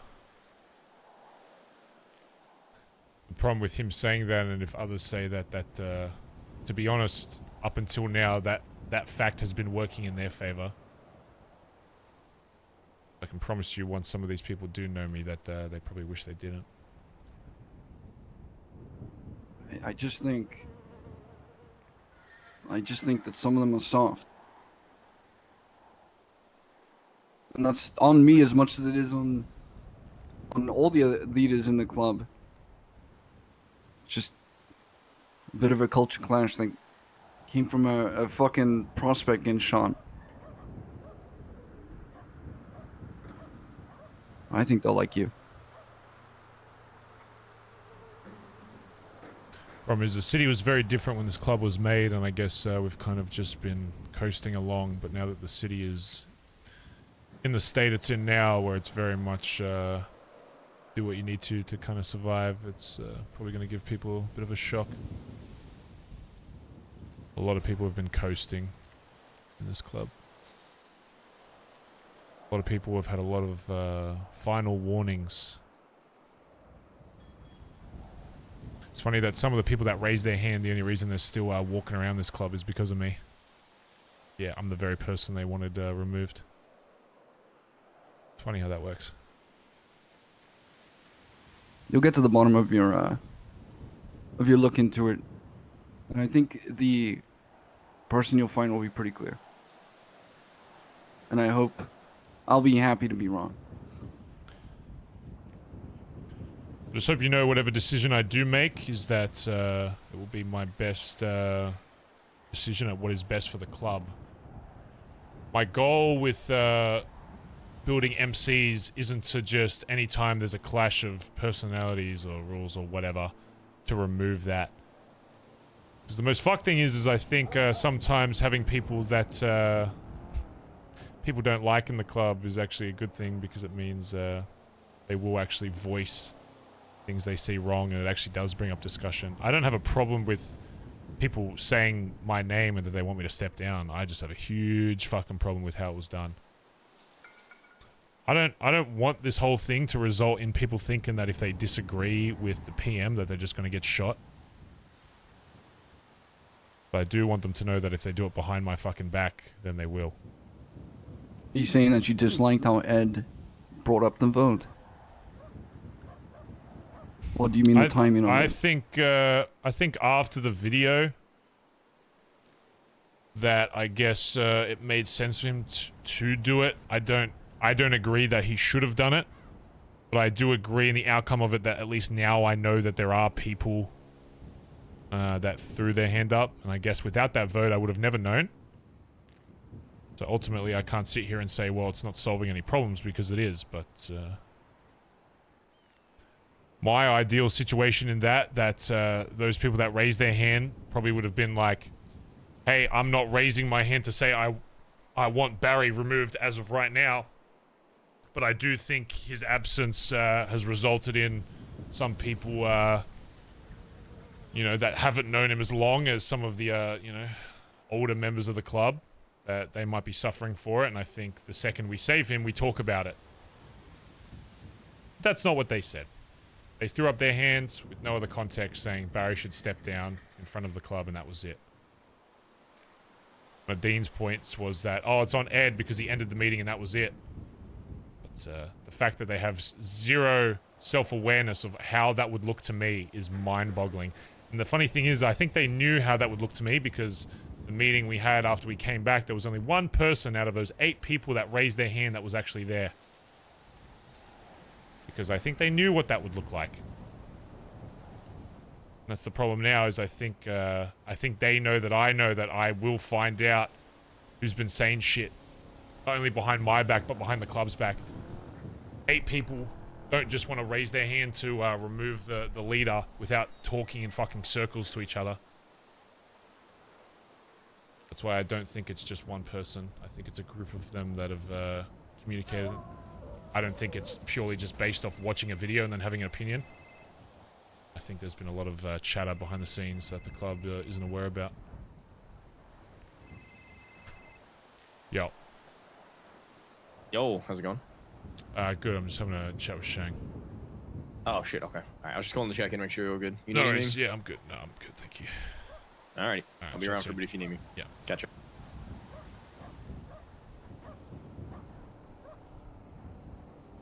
Well, you gotta do the call-in thing then. Private investigator. I forgot to ask Dean one thing, actually. Do I not have his fucking number?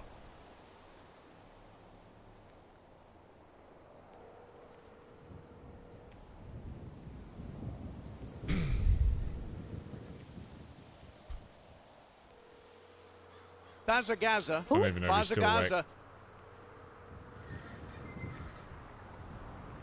I forgot to ask Dean about the faction thing. Fuck.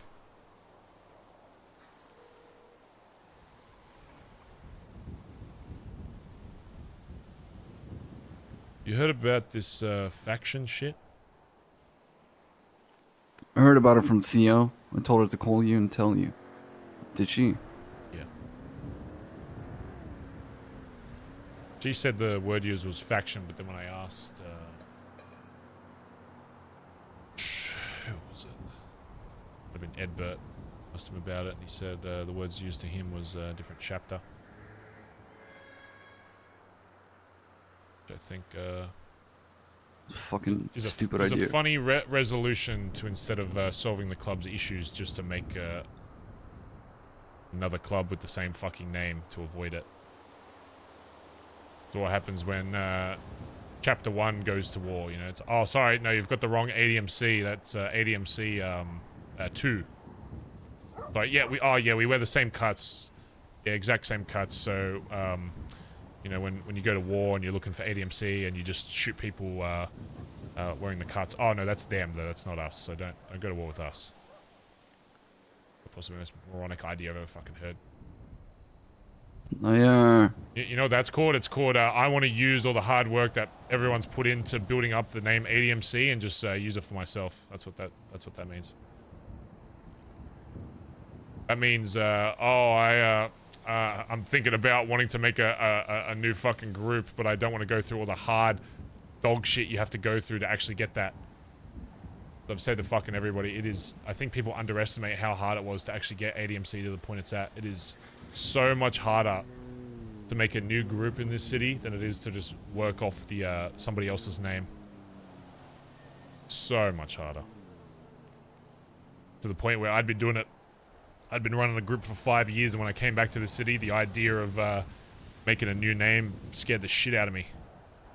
Not because anything would change really in leadership. I knew how to do all that shit, but it just in terms of getting your fucking name out there, it's hard work. And the reality is in this city, if people don't know you, if people don't know the name of your group, then they don't give a fuck about you. Probably the only reason why we have access to the shit we do. So. The 8 people that voted for you to step down. Months, 7 of them were at the meeting, and then Sean in the bar afterwards. I think that maybe a second chapter works for them, but if you look at the people who did put their hand up, I think that it's just a very different culture.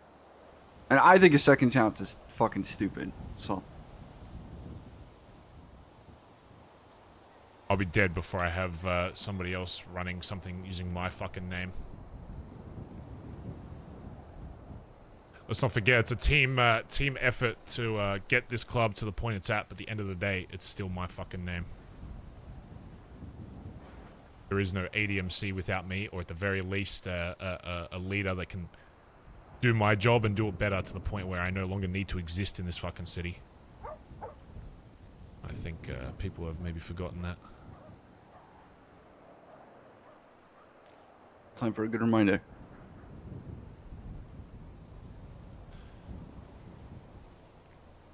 That's a good reason to talk to people. Yeah.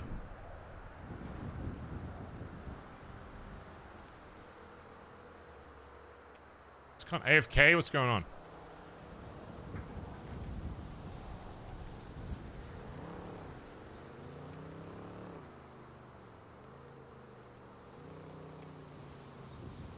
What's your opinion on a fucking prospect raising their hand and all this shit?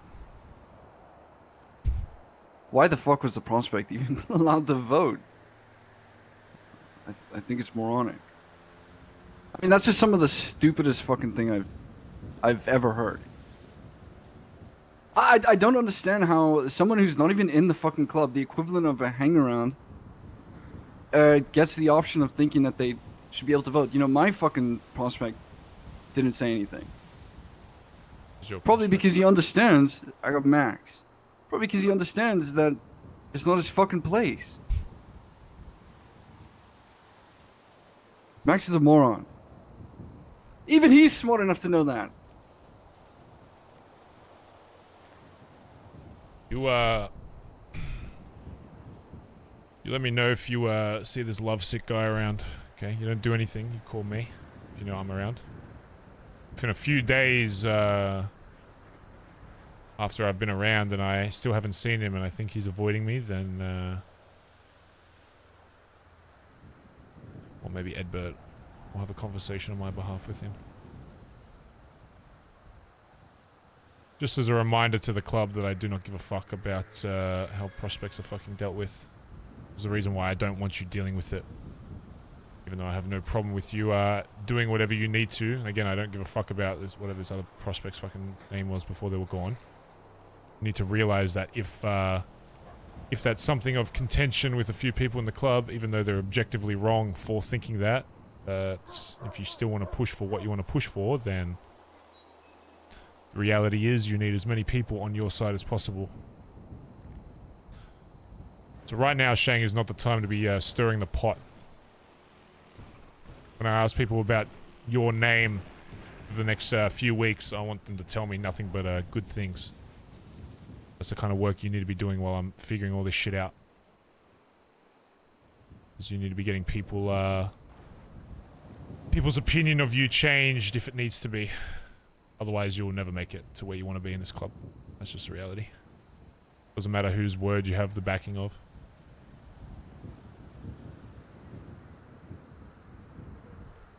I will. I promise. Just remember, it's not about who you how you treat people that like you, Shang. It's how you treat people that don't like you. That's what shows people what kind of leader you are. Do you think I've liked every single person that I've had in my club? It's not about whether or not I like people. It's about people that have something that we can use to help build up ADMC and mold them into a 1%er. Because I don't expect everyone that joins us to be completely completely in on the same mindset, but I expect them to get there at some point. And if they don't, then you get rid of them. It's naive to think that you can build any kind of group in this city without cutting the fat sometimes. No matter how long they've been a part of your group for. I've seen people firsthand that I've known for years and literal fucking years turn their back on the fucking club when when they're needed, so.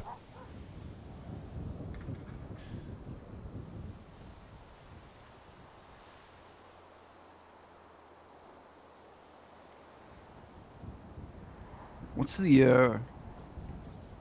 the point where you decide the fat needs to be trimmed? What has to happen? What gives it away? If only Barry talked to Sean like this. Barry hasn't spoken to Sean yet. I kind of have a rough idea. Is it when you understand that you just don't see them in the club? You don't see them repping the cut? When you, it's a combination of trusting what other people in the club say about someone, but then also seeing it for yourself. It's not about, ultimately, the strongest thing is seeing with your own eyes, but you need to also have the trust that if you're going to base a decision purely off that, if I was, say, going to blood someone out purely just because I didn't fucking like them, but I need to know that I'm still going to have some kind of fucking backing after that. Because if you don't, it's gonna fuck the club more than anything. Even if you had the right intention. Again, intention doesn't always fucking matter in this fucking city. You can have the best intentions possible, but if you don't have a proper way to convey it to the people that you need to keep this club going, it'll be either just you left, or it'll be well, it'll be you not wearing that cut anymore for whatever fucking reason. So I can't sit here and say that there's a guidebook to knowing what exactly it is that you need to see before making a very harsh decision, but I've always just been one to trust my gut, and so far it's worked out pretty well, considering I'm still a leader of an MC years and years later. So right now I've just been going off that. Hey Cryptid, what's up, man? I thought you were gonna kill me.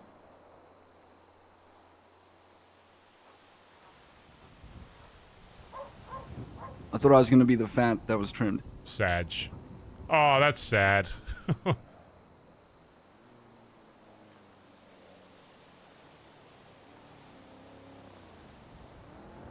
So I came here fully expecting to be fucking trimmed.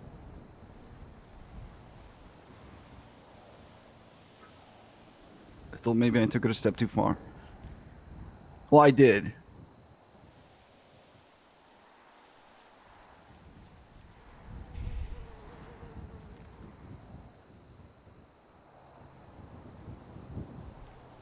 Maybe it's a good wake-up call then. Hopefully everybody else in the club can do the same. But one thing you have to remember above all else about while I'm still leader of this club is that I will destroy anything that is important to me to make sure that this club still exists. That's my only goal above all else. Everything else is secondary. Oh yeah, club building numbers, doing this, making an impact in the city, yada yada yada. My biggest important factor for me existing in this city is that my club exists. And I don't care who gets in the way of that, or how long I've known them for, or what I've done with said person. If somebody actively, maliciously tries to fuck over my club,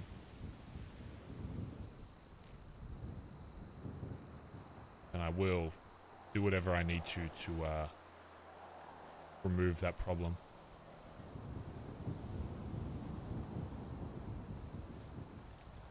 I wrote you a note. And I put a box in your room. I figured eventually you'd check it. You don't have to read it now. But maybe one day.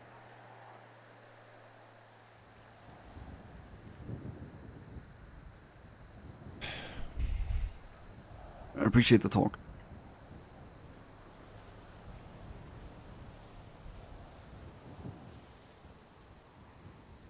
Know where we are? And go check out the box when you can. Yeah, we're at the Old Sandy Motel.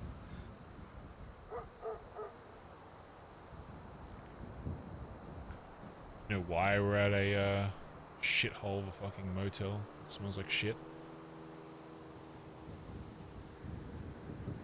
How long till it's nighttime, chat?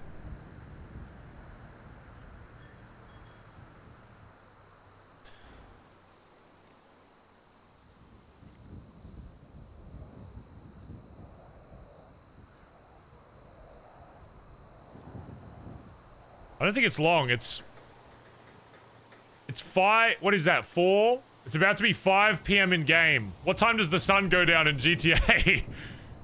I gotta stall for like 10 minutes, right?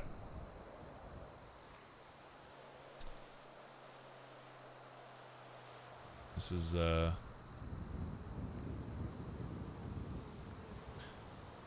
last place I came conscious before they put a sack over my fucking head and took me to that fucking island that you guys picked me up from. I gotta stall for 10 minutes, fuck's sake.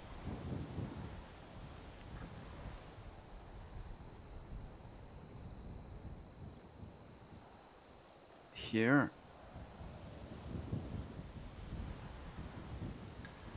I'm just gonna show up, fuck it. Whatever, it doesn't need to be nighttime, maybe. Can the sun just go down? It would be so much better. I wish we'd have known, Barry.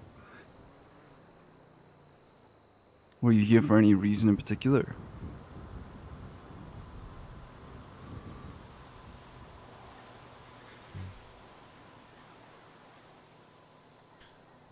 I don't think so. Other than the,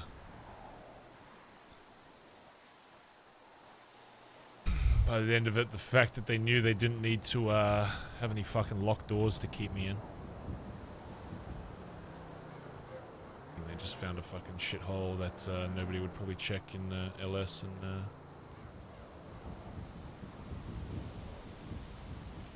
yeah. Do you know how fucked it is, when you can have something you believe in so hard, but when it actually gets, tested and thrown in your face over and over, how hard it is to, not succumb to what other people are saying. Yeah, there's nothing I believe in more. I believe in this club more than fucking God himself at this point. But, when you're held in captivity by people that want nothing other than to, destroy you physically and mentally, you know, it's kind of like hard to hold on to that.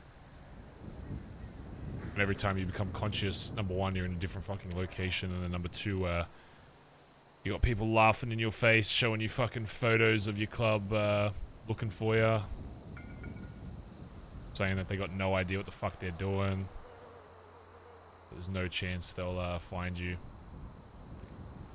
And that was only later. At the start, they just said no one was even looking. I guess when they saw the photos, they thought it'd be funny to show me. But, they'd pull open my phone and say, "No one even knows you're gone. No one even wants you back." You gotta do a lot of mental gymnastics, as much as you might believe in something when you're actually put in that situation, and the only other person you have thoughts to bounce off is somebody that wants you pretty much dead, and would be dead if they knew that the club wouldn't do anything for me. If they realized actually that the club had no value in the PM, then they probably would have just fucking iced me, just moved on. I guess it was lucky in a sense, when they said they put up cameras around certain spots to see who would come. But, a few of you did.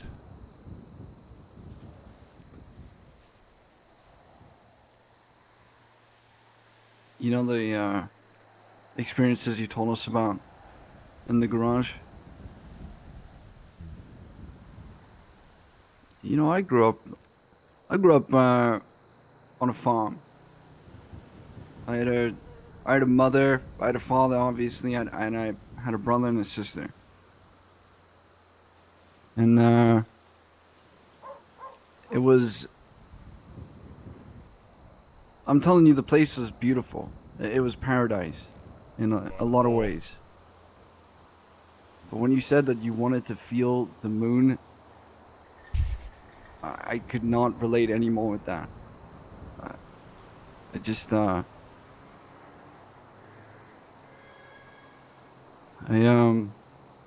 I came to Los Santos, I told a bunch of people that I tried to make enough money to leave China, but in reality, I grew up in a place that wasn't too different to what you described. I won't get into it too much. But I promised my mom that I'd eventually go back to get her out of there. Oh my god, it's like And I did go back when the city got Broadway fucking show. filled with radiation or whatever. Miss Saigon. Anyone seen that? But they turned it into kind of similar, not really, but kind of. Whatever this place looks like, to be honest, kind of looks familiar.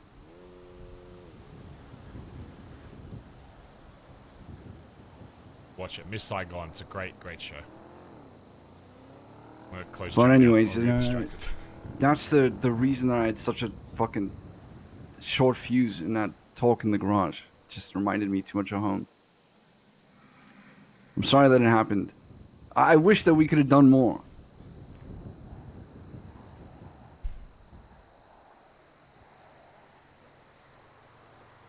But we will get some revenge.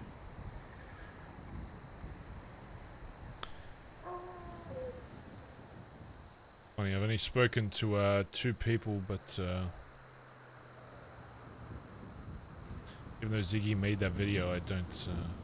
Again, at the end of all this, I'll just go off my best judgment. But right now, it's kind of like, out of everything that I've seen, and obviously the video was the biggest thing that I saw when I first came back, and the thing that annoyed me the most. Don't know if, from what I can see, if Ziggy is actually the catalyst in all this. Even though he was the one that made that stupid ass fucking dog shit fucking video about us. And everybody I've spoken to about said video says it's fucking stupid. And even Ziggy himself said it was fucking stupid, but there's a big difference between people that just don't know and, lack of a better term, are just fucking stupid versus people that pretend to be stupid and then they use that in a malicious way to actually damage the club.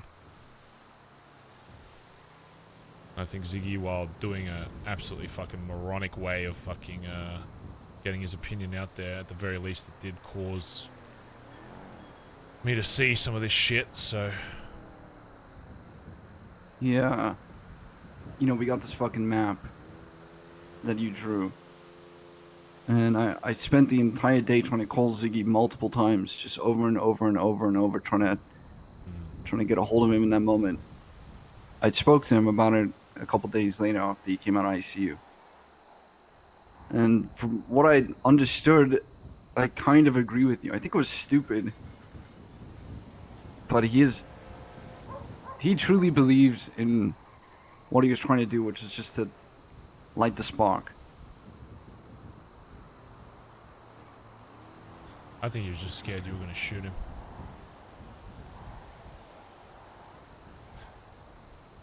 Which is funny, because that's not always the worst problem to have in a club.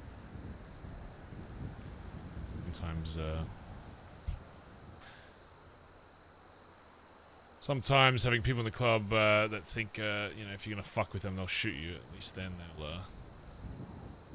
well, usually listen to what you say. But again, it all comes down to how they see you outside of that, you know. Fear and respect, while they are very close next to each other, are not the same thing. But if they respect you a lot and also have a little bit of fear, then I don't see a problem with that.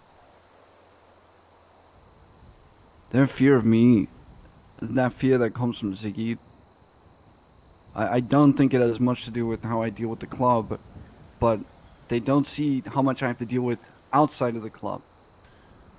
How much goes on with other groups and gangs that poke and prod. I mean, fucking hell. If you saw the shit that I had to deal with Hades, I mean, to go meet Benji several times. Oh, Once even by myself with fucking 6 Hades members around him. I can tell you that I do have a fucking edge to me. I get that completely. I have to.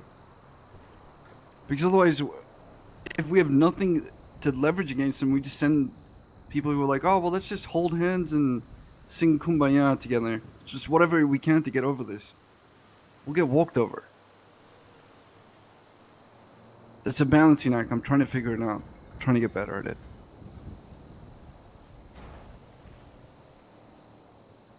And now I love Benji. But holy fuck, he's a lawn.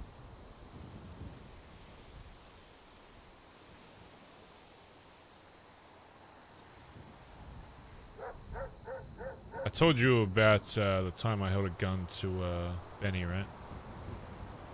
Back in BBMC days. I don't think so. Benny told me. Actually, you might have. Why do you think that was never a problem in BBMC, and he never told anyone in BBMC about it, and it never became a problem? Because he understood the lesson you were trying to teach him. No. Because he was scared of you. Dean was still scared of you, that you were going to shoot him, but he still told someone. So why do you think Dean told somebody about you? And then when Benny is put in the same situation, albeit slightly different circumstances, that he didn't tell anybody?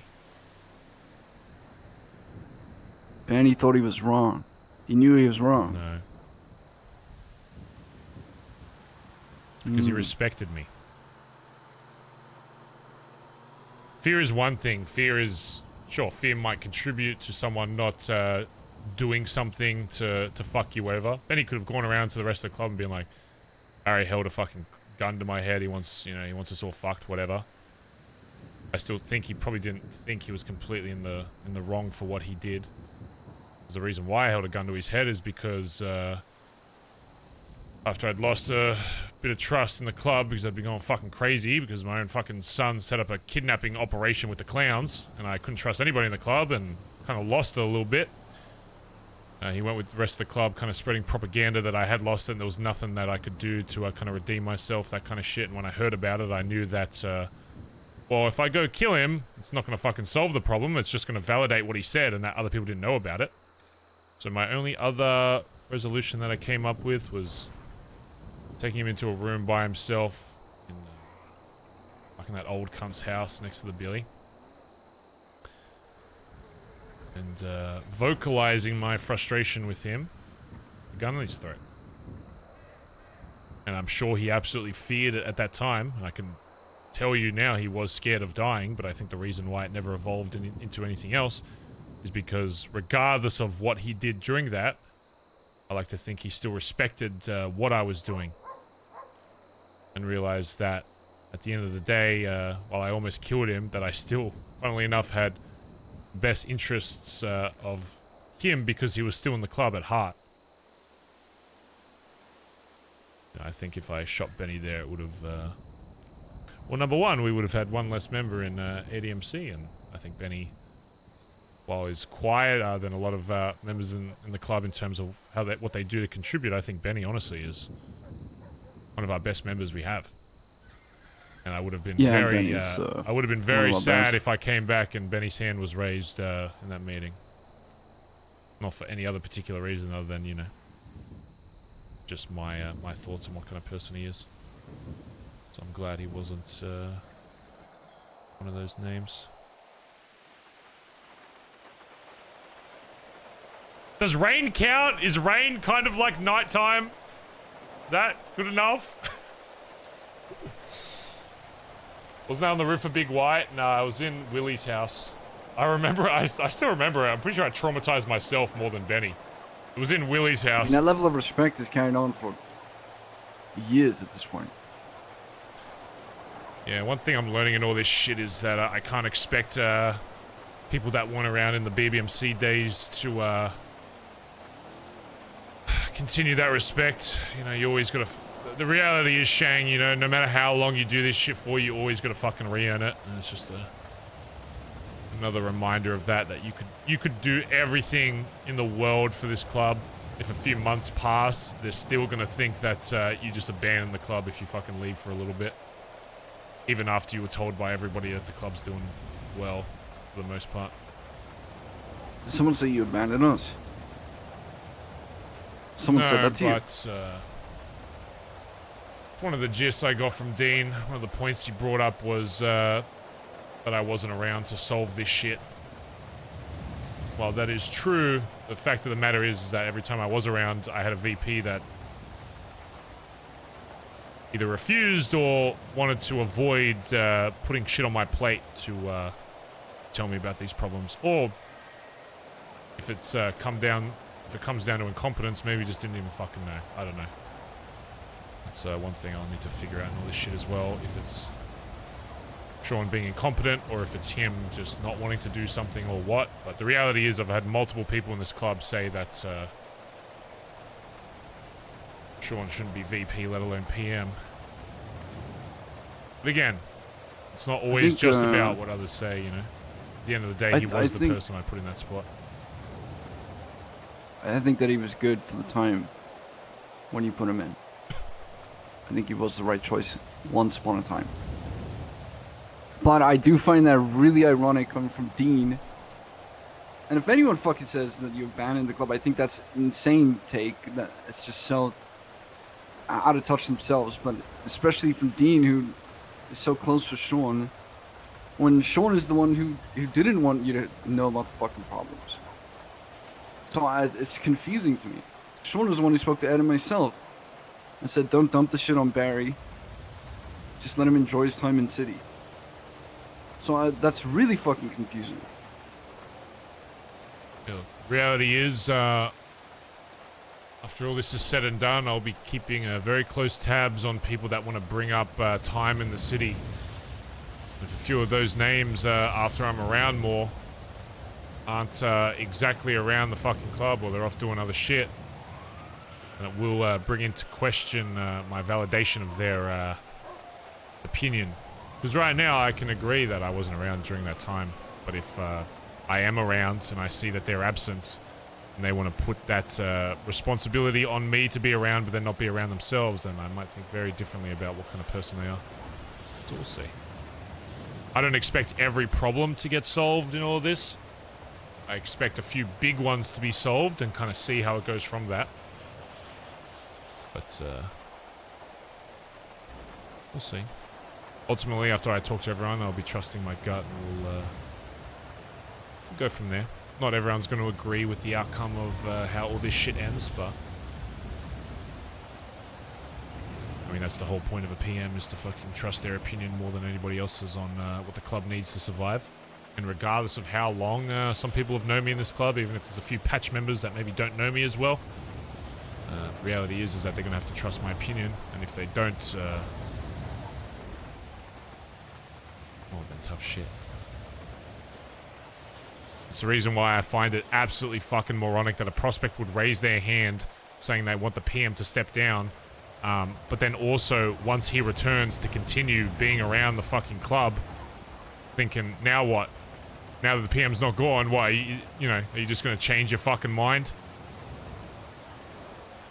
It's just so fucking stupid.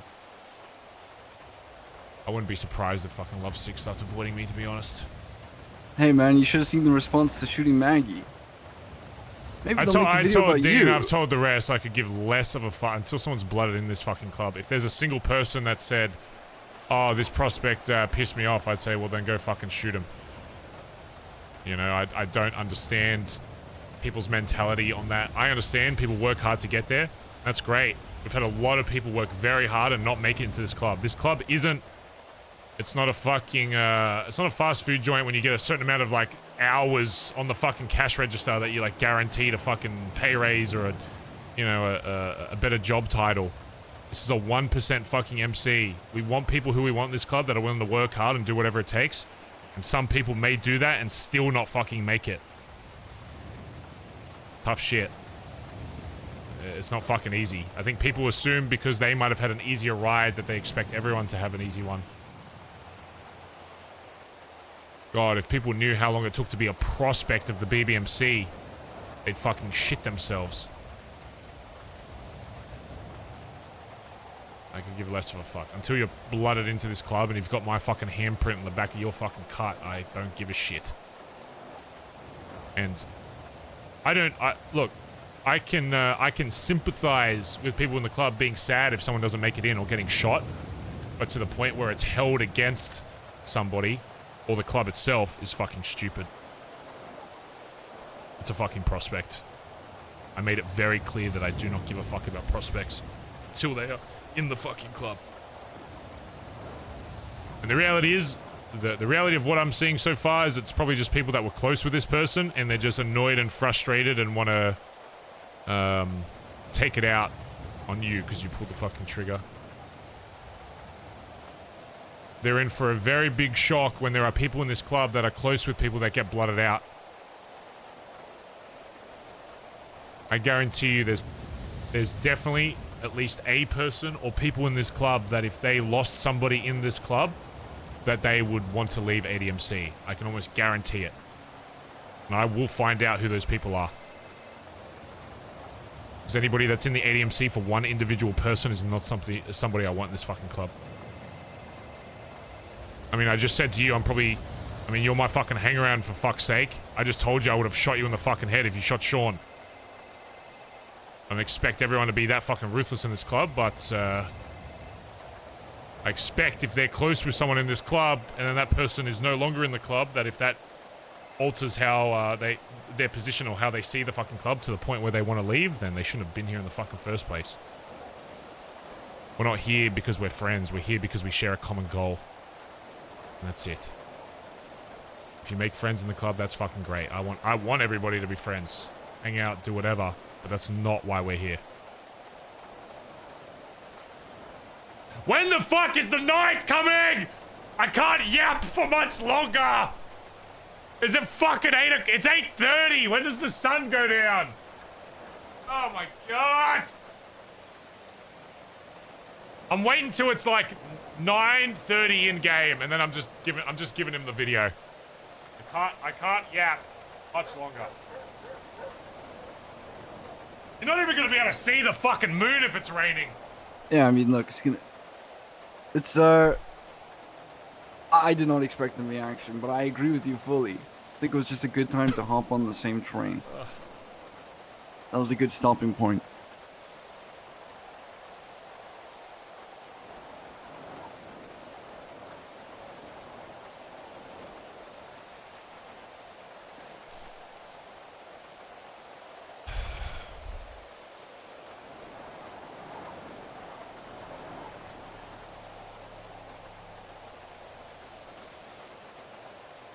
You gonna get checked out at the hospital? Yeah. Once I'm done with this shit.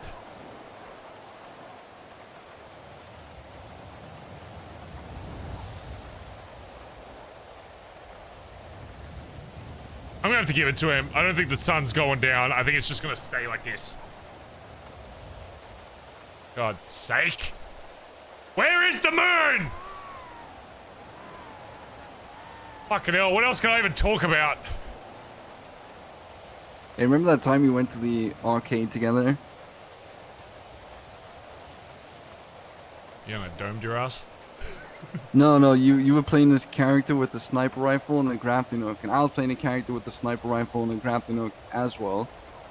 And, you know, for some reason my connection was going through South Africa. Don't you think it would be crazy if someone were to brag about that? Oh, when my connection was going through back from Australia? Yeah.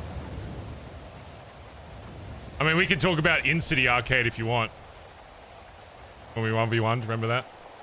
Or did you forget about that? I was pretty close. It was like 24-25. That's what you want to think. What it was? I'm just saying, you know, sometimes playing with 400 ping in that arcade, I don't know if I'd use it. Me personally, I don't think I'd use that as an achievement. When it's like double your score, I absolutely would, yeah. Because that would just be embarrassing, you know, like a purely aim character, and then boasting about aim, you know. Yeah, 400 ping versus 20. I had 2,000. Well, I mean, it could have been anyone, but 20. I was on American server, so that's 250 ping. Thank you. I had 450. It was not an American server. What are you talking about? No, it wasn't.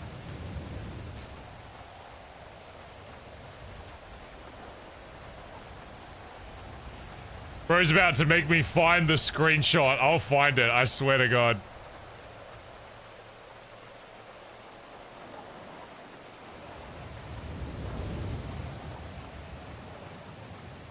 I probably have it somewhere.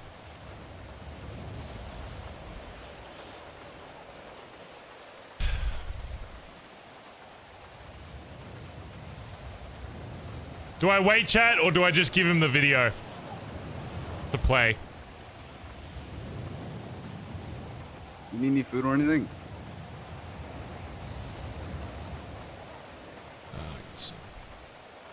I think we just do it.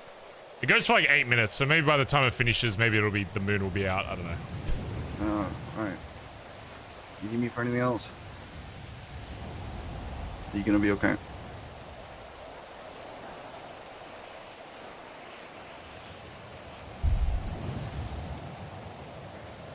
me show you some.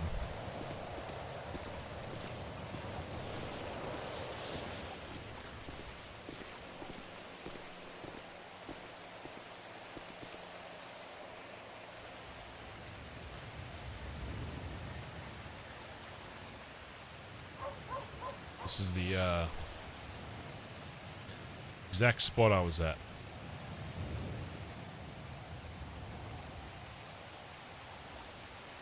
Back was And they found you. Up against this wall. Yeah.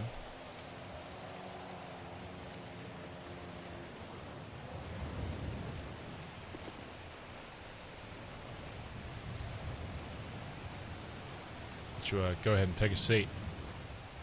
Maybe sit like 3 times against the wall.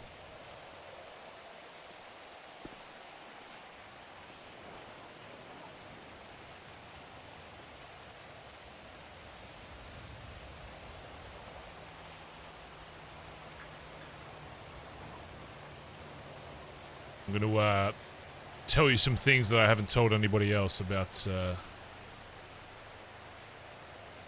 of the things I thought about when I was in here.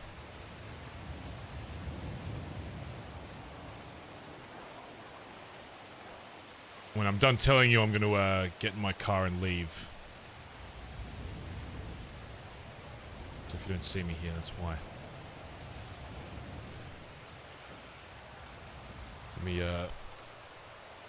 Let me send you an unrelated text first. Do you want me to play the video again, chat, or do you want me just to give it to Shang? I mean, I guess I can play it as well. Let's see, why not?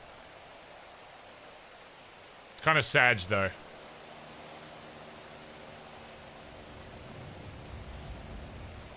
Alright, where is Baki? Well, this place is a shithole.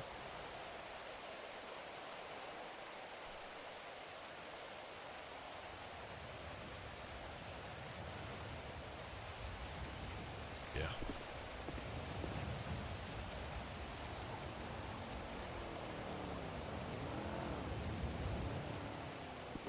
Tell me when you're ready and I'll begin to describe what I saw.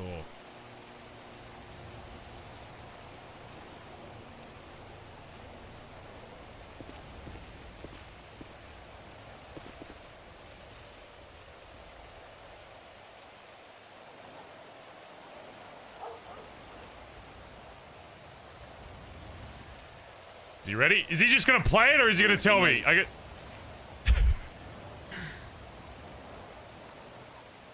Is he? Do I just? Has he played it?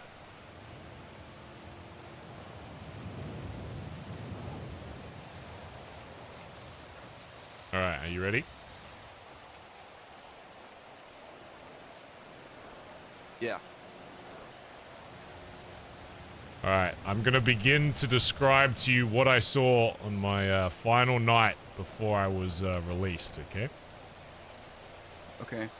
I'm going to begin describing in 3, 2, 1.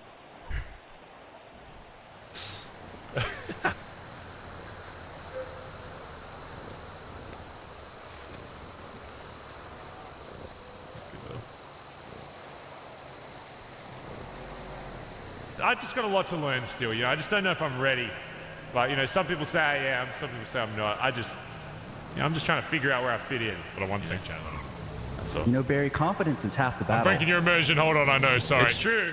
It's true. I just, you know, I don't. Hold on, I never just want to be hold on. a hard ass. Ignore this. Ignore it. I want to be firm and confident, but You know, what if becoming vice president of one of the biggest clubs in Los Santos changes me? You know. That's true. That's true. What if one day you have to shoot me for something that I do? Exactly. I might have to kill you. You know, that's like. Yeah. Something. It'd be an honor to die by your hand. Okay, so though. this is Barry describing this to Shang, just so you know. In case you didn't understand what we're doing here. He was going on a fucking like a rant on Twitter. I definitely just said whoops, and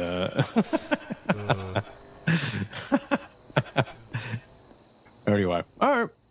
Alright, well, I'll be around today, so something if you need anything. I'm probably going to react to this one, so if you want the unreacted one, watch the original version, I think okay? people around. Alright, no worries. We'll catch you. Alright, later. Or should I just shut up? Do you want me to shut up? The consequences of the his immersion route? lack of action have eaten him up almost completely. I'm not garnering sympathy I'm for sorry. Oh man, poor guy. Also, He's the been through a quality's lot. lower 'cause I had to play it on YouTube. No, you're right. Poor guy's been through a lot. Yeah, he should go home and take a fucking rest. Where's TJ's piece? Where's TJ's chance to go home and, oh man, go cry about it? My son is fucking dead!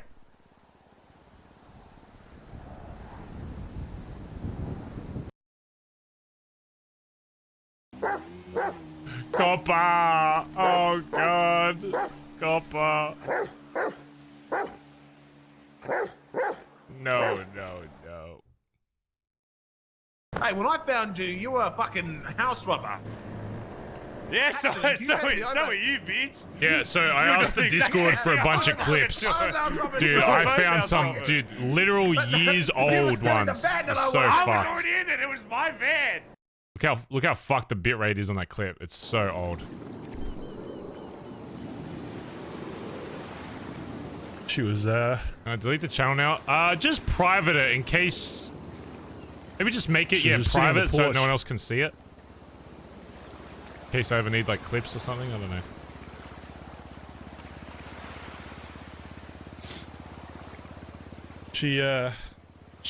She waited.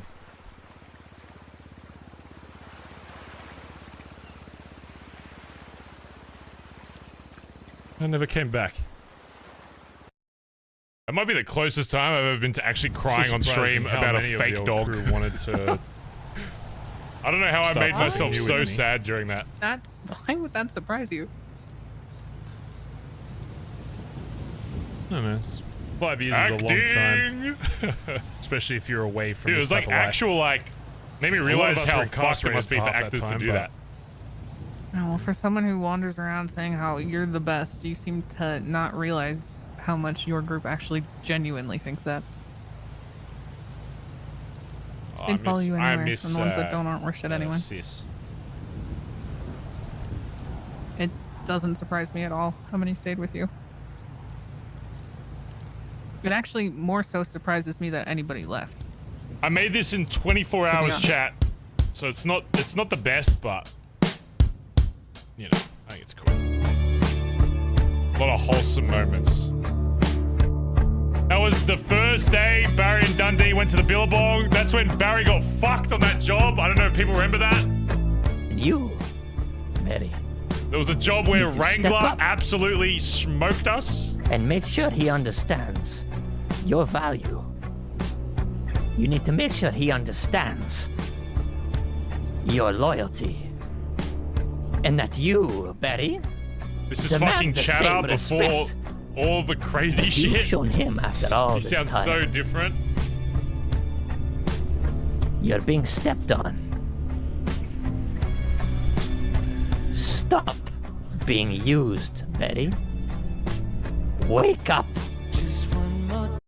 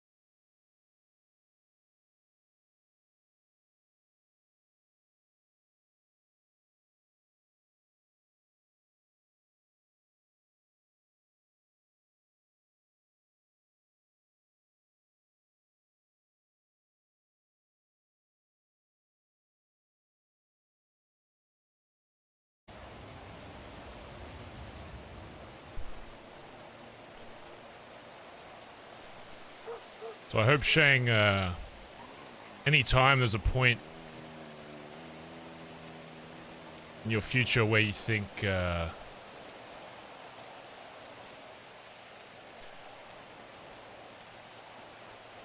if you fuck up or you do something wrong that I want to yell at you or want to fucking hurt you.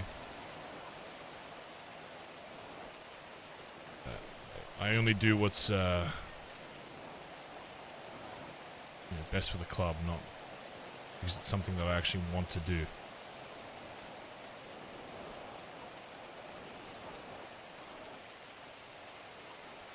So just remember that.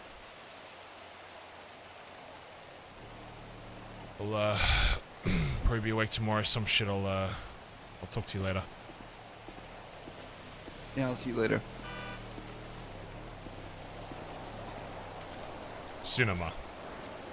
The only reason I don't want to put it in the Discord chat is because I kind of want it. I almost OOC don't want the other streamers watching it unless Barry like sits down with them and explains it to him. Because I think it's a cool way of like Barry describing what he thought about in like a video form. You know, that's the only reason why I don't put, like, I don't care if chat sees it. It's more so I don't want like one of the other guys that play a character in ADMC to see it. Because I think it's a cool like thing to show people in person where Barry like sits them down.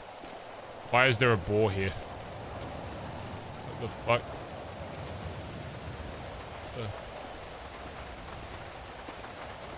Hello?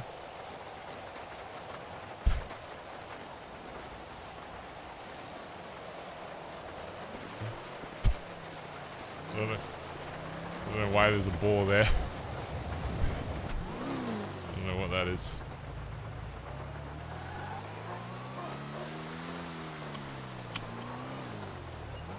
Should we go read this note Shang gave Barry before we go to sleep, chat?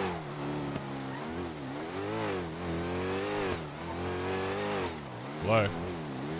Hey, Barry. What's going on? How are you? I'm alive. Is that the bar? At this point, yeah.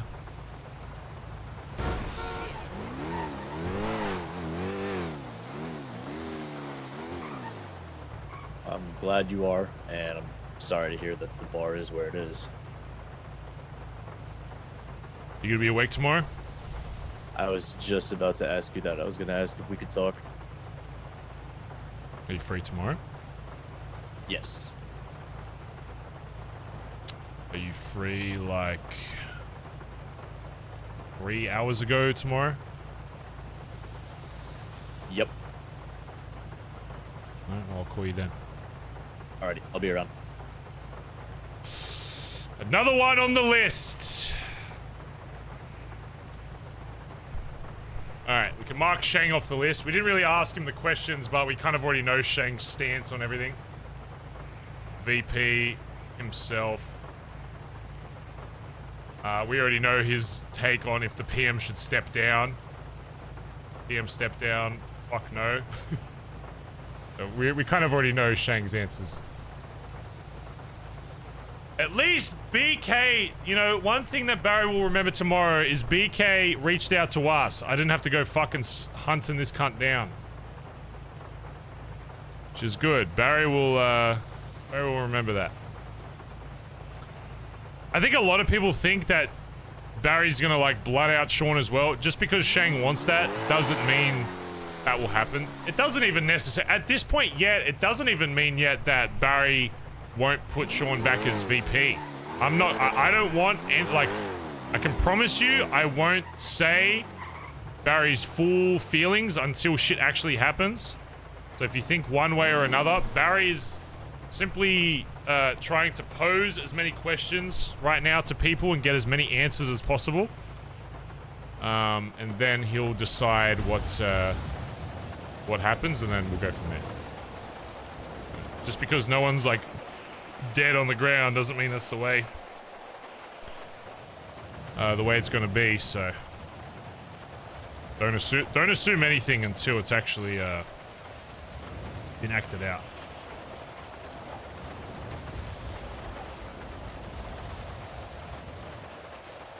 It says, "Dear Barry,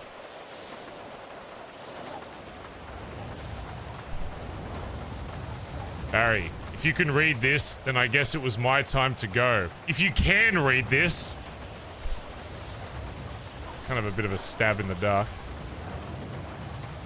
I'm not a good writer, so I'm sorry for my bad writing. I just wanted to say that this box is filled with all the money I have been saving for all my time in the city. It's yours to do with what you want to. I mostly spend it on cars and stuff. Box. Oh, I think he said originally he put it in a box, but he must have taken it. I don't want it. Hopefully he actually gets it. I don't know where this box is, so hopefully he gets his money. So I got no idea where that box is. I don't even know where the fuck this is meant to be, so. Box is in the house. Well, he better go get it. I'm gonna fucking lose it. I'm gonna forget. Someone remind me tomorrow that there's a box with probably like hundreds of thousands of dollars in it.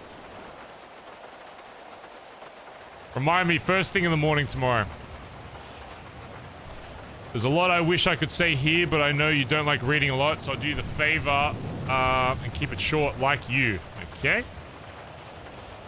I wish that I could have spent more time appreciating the things I had, but I had made my choices that put me in the position I knew I'd eventually end up in. This life isn't for everyone, but I knew it was for me. I always did. A long TM ago, I promised you that as long as I was alive, you'd always have a club to return to, so I'm sorry I couldn't keep that promise. I could relive this life 1,000 times, and in every one of them, the lives, I'd pick up that fake taxi call. Oh, that's sad. Is Barry being short canon? It depends who you ask. Honestly, it depends who you ask. Barry will deny it, but technically, was there a court case where Barry sued his best friend in the game, Colin McKinley, for $200,000 because he fucked over his business? But then in that court case, the judge said that Barry is officially like 5'4" or some shit. Yes. But you know, never got the chance to tell you this, but maybe I was afraid. That doesn't make sense. I'm not scared of anything, or I wasn't. I always looked up to you like the dad I never had. I wasn't a son you deserved, but you told me you didn't want me to change or to lose myself, but I don't think I ever did. I think I finally became who I was meant to be. Still none. Shang. Damn. Emotional terrorism. That's fucked. What are these other books I have? Oh, they're just empty. Everyone look away, chat. Oh, I don't want to lit up. This is against everything I'll put it in the trunk. Dude, littering on a beach is so ingrained to me, I can't even do it in a video game. Because I would never think about littering the beautiful Australian beaches on fucking God's beautiful land. I love this country.